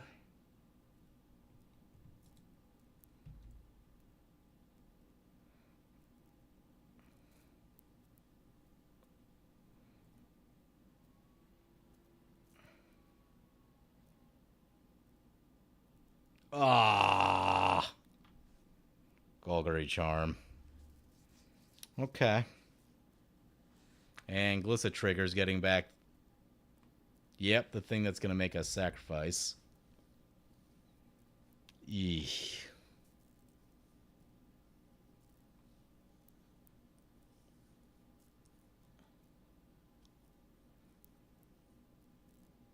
Yep, that was a big play.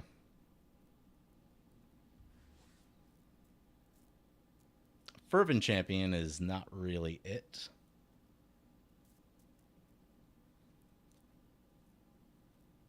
Yeah, send this thing in. That's all we can do.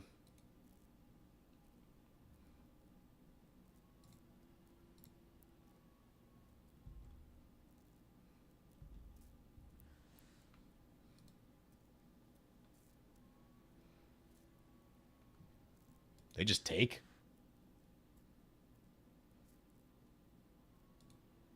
They just take. Wow. Yeah, can't do anything else.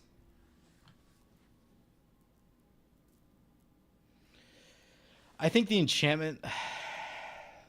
At the time, I think the enchantment made sense.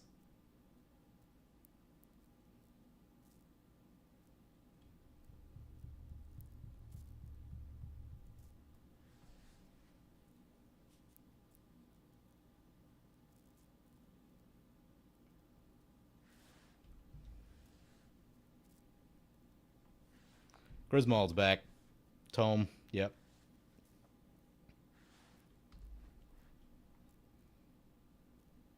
Send in those two. I'd be happy if they sent the Glissa, right? Because Glissa is an insane blocker.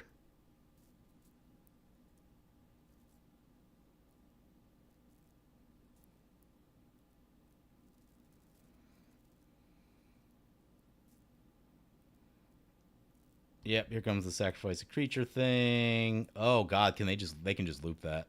That's a problem. Back to the command zone.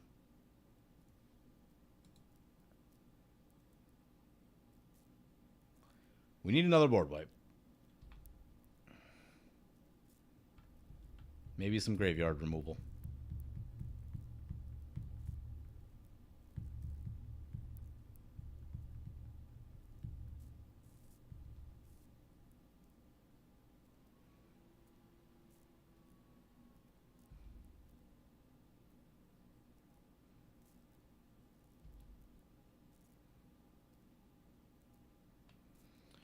Shadow Spear is a little late to the party here.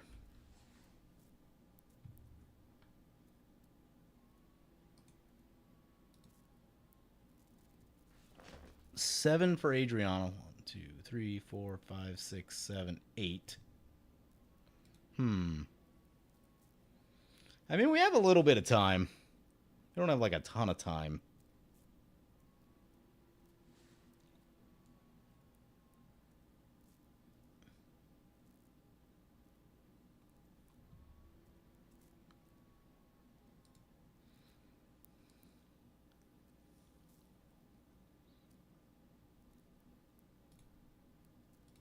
Play the Shadow Spear.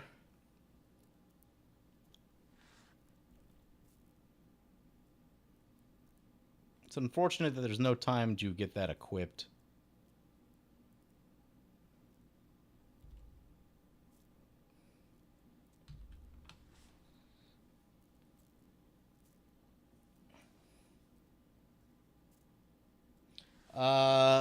The champion will die to the -1/-1 before we can equip it, which is the problem. But otherwise, it'd be decent. Bajukabog is not the best.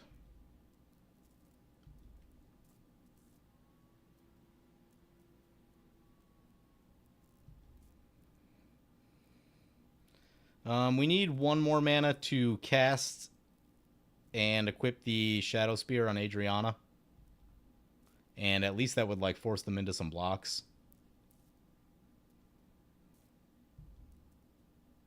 The Tome is going to probably win the game for them, though.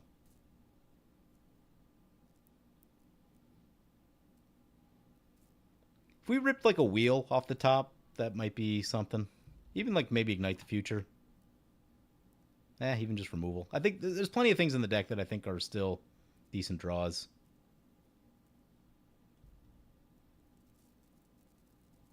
I mean, they've done a lot with the Bauble. God, what have they drawn? 4 cards with it at least. There's the mana to slam in with Adriana. They have to block with something, I think, right? So she'd be a 3/3, she'd become a 4/4, she becomes a 5/5. No, they don't technically have to block. And then they make a sacrifice. Do we wait?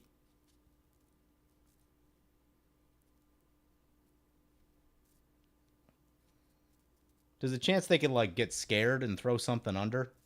But then we also put Adriana a 9, and then we can't recast Adriana. And that's a problem. I think we wait.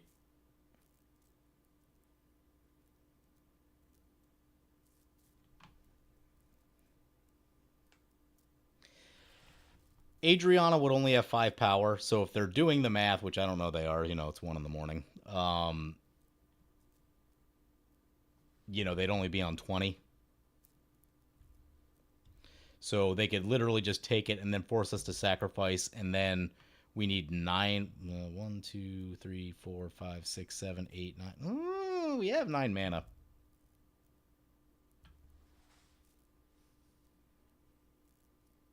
Yeah, maybe we try it then. The problem is when we exert this will take a little while to untap. Yeah, I mean, there's 10 commanders, so we don't have, like, tons of time here now.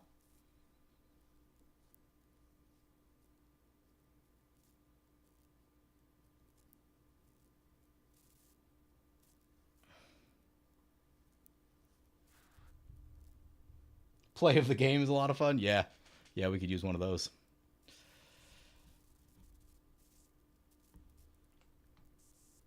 Viridian Revel. Whenever an artifact's put into the graveyard, you may draw a card. Oh, disgusting. Please don't make artifacts. No, it makes plants. Yeah, Glissa's just going to get every single thing back.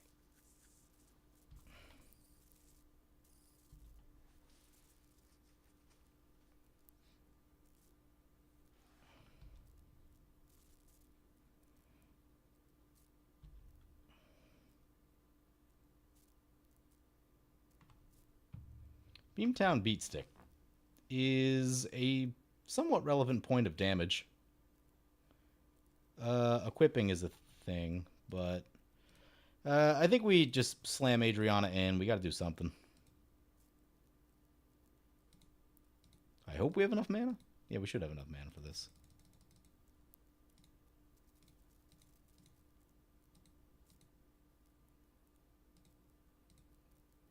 Ideally, if they block with this one, that would be fantastic.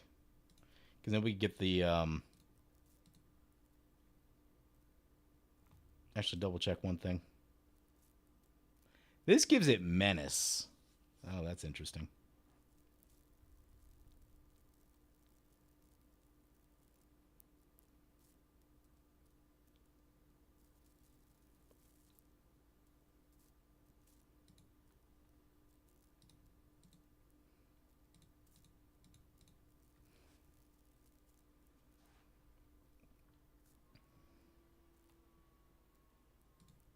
Send it in.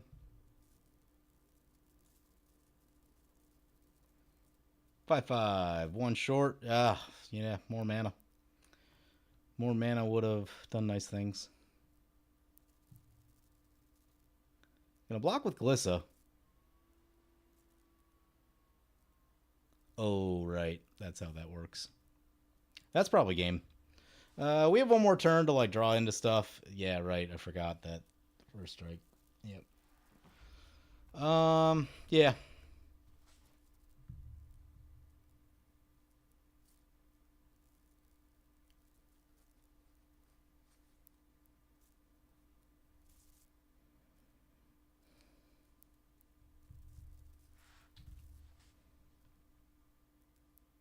Yeah, they are 12 cards ahead of us in their deck. That is. I mean, it's surprised we're still alive, to be completely honest.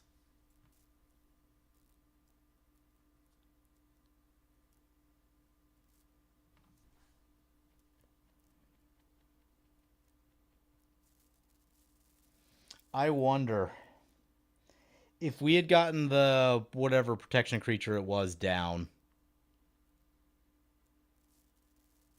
Or did it just die? It just died before it did anything anyway, right? Yeah, maybe that wouldn't have mattered. Torpor Orb.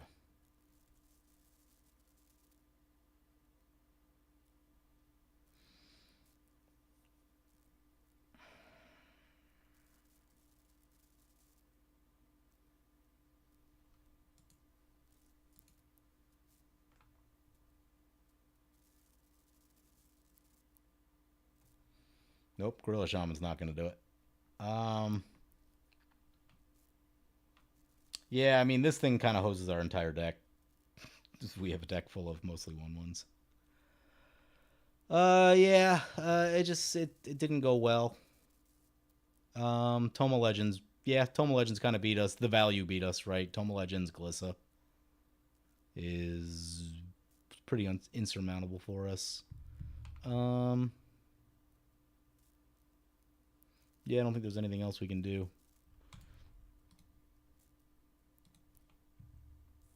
Anything good coming? One of the plays that could have mattered was actually like making sure that we used our Bomat Courier, but that means we'd also have to give up on Austere Command.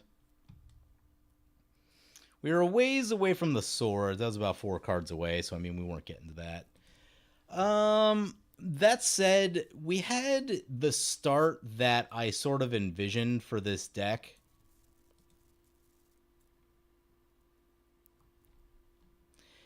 And I do think that the deck is just like not that viable. Like you can steal some wins with it here and there. Like I'm thinking about like what would the most just like tuned up version of this deck look like. One of the problems this game is that we didn't draw any cards, right? So if we had a Skull Clamp in there somewhere and looked at a few extra cards, might make a little bit of a difference. But the problem you're always running into is that like each individual 1-drop is not usually that impactful. So you really need a lot of them to kind of like overwhelm your opponent.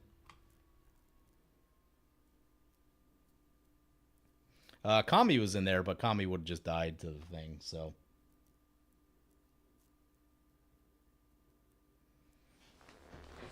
Yeah, we didn't get out of the gates fast enough, but also, like, we had a pretty good hand. Like, we had the hand that, like, I would envision for this deck on, like, an average game. And to me, that says that, like, what we're doing probably just isn't good enough. That said, I am happy that I tried it. I am happy that I worked through it because I've been thinking about this idea for a while, and it does just take Adriana so long to get down at 5 mana that you can't. If she were 4 mana, I think you'd probably be able to execute this plan a lot easier. But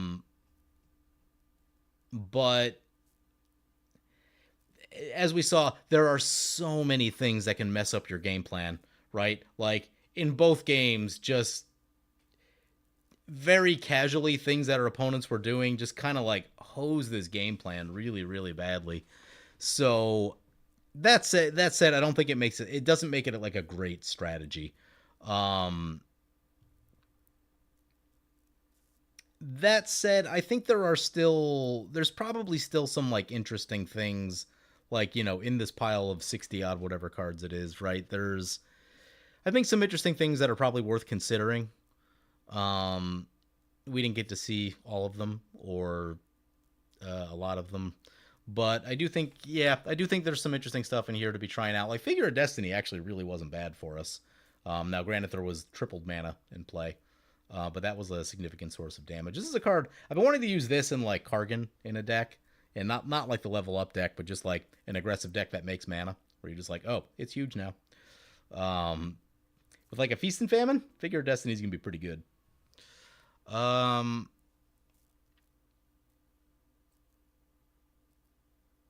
yeah, other thoughts. Paladin Elizabeth Taggarty.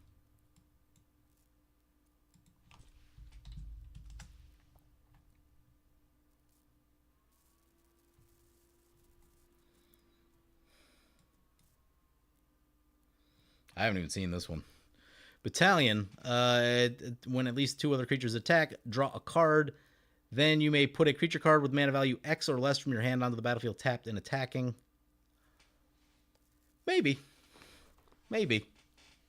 The problem you run into there is that, like, if you're doing exactly this strategy, then you need to find a way to make your creatures bigger. And then you'll have to devote a lot of deck slots to that, which I guess that's not insurmountable, but you can run all the Anthem creatures, which there are quite a few. Um, yeah, I mean, it looks like a cool commander, honestly. Um,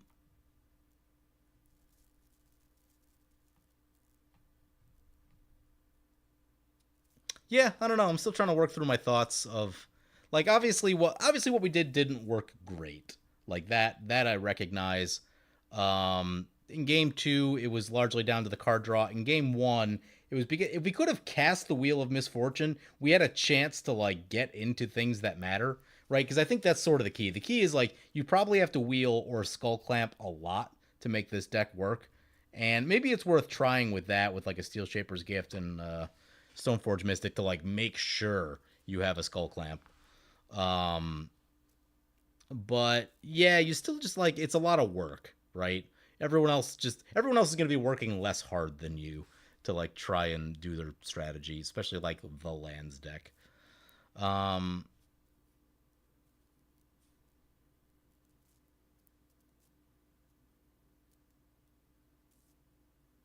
you could also potentially find a line for tribal and do 2 mana anthems.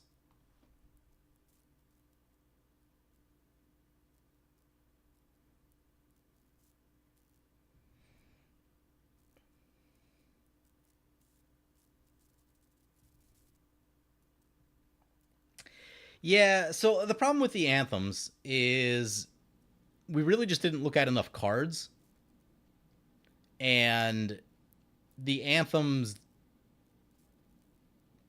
again, it's the thing, like, you just need to look at a ton of cards. And also, like, the way this deck played, we didn't really ramp in the second game either, and that's a concern too. So what I would say is that this deck probably would have worked really well, like maybe 5, 6, 7 years ago. I think you'd have something here. It's not going to win every game, but like, I think it would do all right, and you could definitely steal some wins with it a decent amount of the time. But I think, because your nemesis, like, one of the things you're always going to be worried about is just someone going bigger than you, and like, mana production is so easy now that someone can just always go bigger than you by like turn 4, right? And then your 1/1s look utterly useless. Um,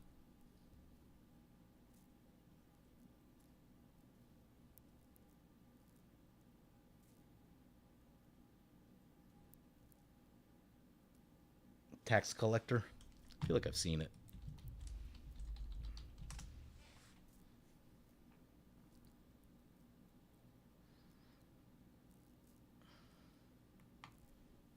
Maybe I haven't. Until your next turn, spells your opponent's cast cost one more to cast. Like that. Detain target creature. That's a cool card. That's a legit little card.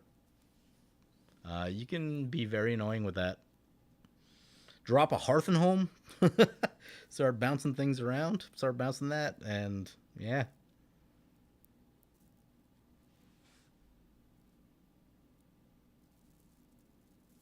Yeah. So honestly, the biggest thing that this deck is missing is cast a creature, draw a card. Like that is literally the thing that's missing from this deck. Because like for green decks that works, and that's the reason why is that green decks have cast a creature, draw a card. Red and white decks do not have that. Um,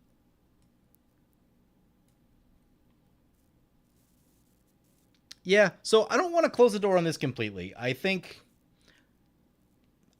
if you're playing this deck, it's going to be an uphill battle for sure. Um, but I don't know. I feel like I have.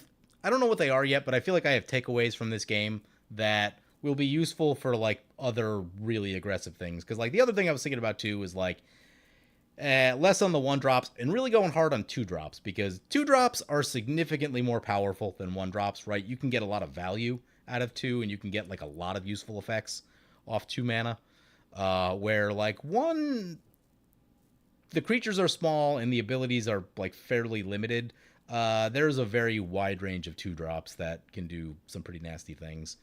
That said, are you better off just playing like a really standard token Adriana build? Most likely, right? You are probably better off just doing the Goblin Rabble Master plan and going that way. That's going to be a much easier deck to like assemble and pilot.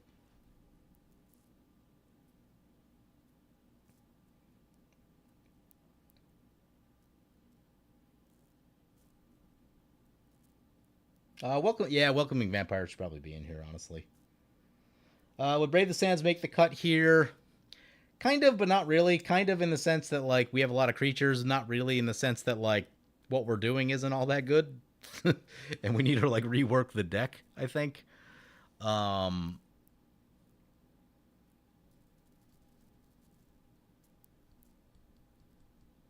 so I think the evolution of this deck is that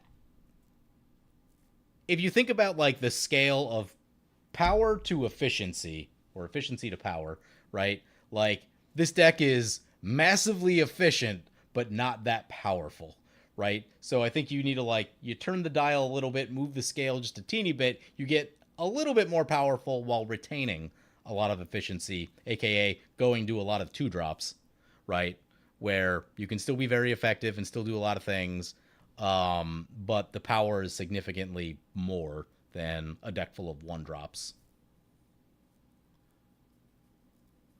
And the other thing too, so like the other thing too is that when Adriana's not in play, like your attacks are actually like pretty bad a lot of the time. They're really not great.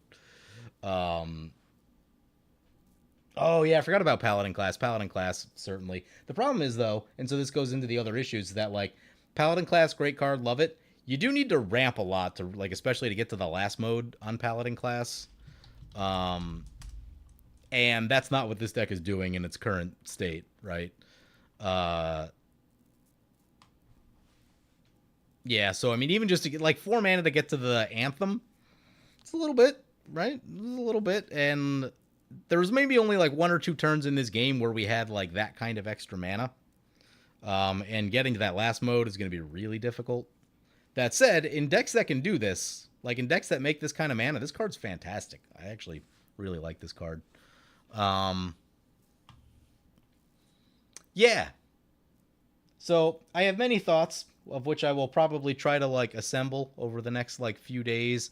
Like one of the other things I'm thinking about is like sort of a really classic deck of just like lots of double strike. Because you have like so many, like the Vindicator type cards. Vindicator, Mirror. I think Mirror Crusader is actually an underrated card right now because like green creatures are just everywhere, right? And where's oh, it's not Vinny, it's Crusader, right? Um,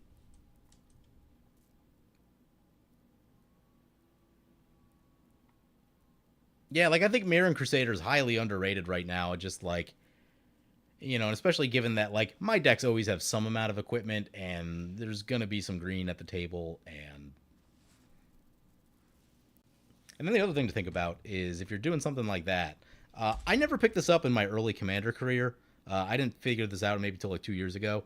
Is concerted effort copies protection effects.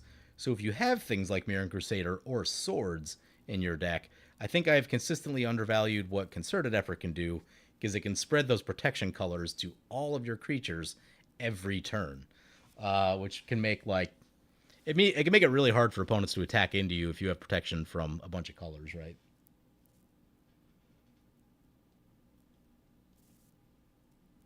Twin Blade Paladin, which one's that one?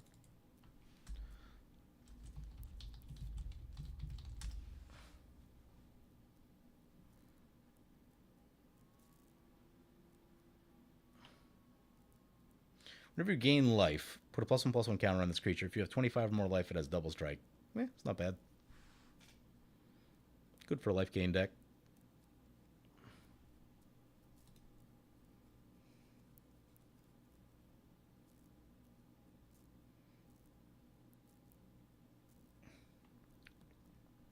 Maybe we need to make a Soul Sisters deck at some point. I'll need to sit down and figure out how to do that, but and who the commander is and all that sort of stuff. But that could be interesting. That might be like a better. Well, I wouldn't call it a take of this deck, but it's you'd be using the 1-drops, and that's always exciting. Um, yeah. So I think there's some lessons in this deck, in the sense that like we've gone too efficient, and too efficient is not powerful enough to handle things, and also it's harder to get your value, and it's harder to get your card draw, and stuff like that without having more beefier stuff on the curve.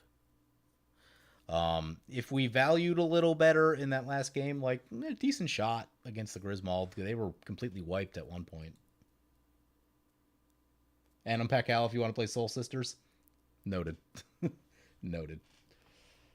Anyway, I think I'm gonna wrap it up there. It's now 1:30 in the morning, and I have to work tomorrow. So I appreciate you guys for hanging out. I appreciate you guys helping me through this experiment. This is one that I've been thinking about this for a little bit, and I think there's more here, but I do think it's the ceiling on this deck after having now played it, I think is going to be kind of low.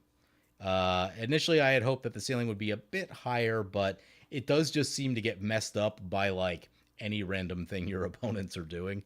That said, I think there are like creatures that I don't know, like Dauntless Bodyguard is a card that could probably see more play, right? Do you put it everywhere? No, not necessarily, but like certain decks are just trying to keep stuff alive. It's not bad. So anyway, wrap it up there. Hope you guys enjoyed the stream, and we'll see you guys again real soon. Have a good night.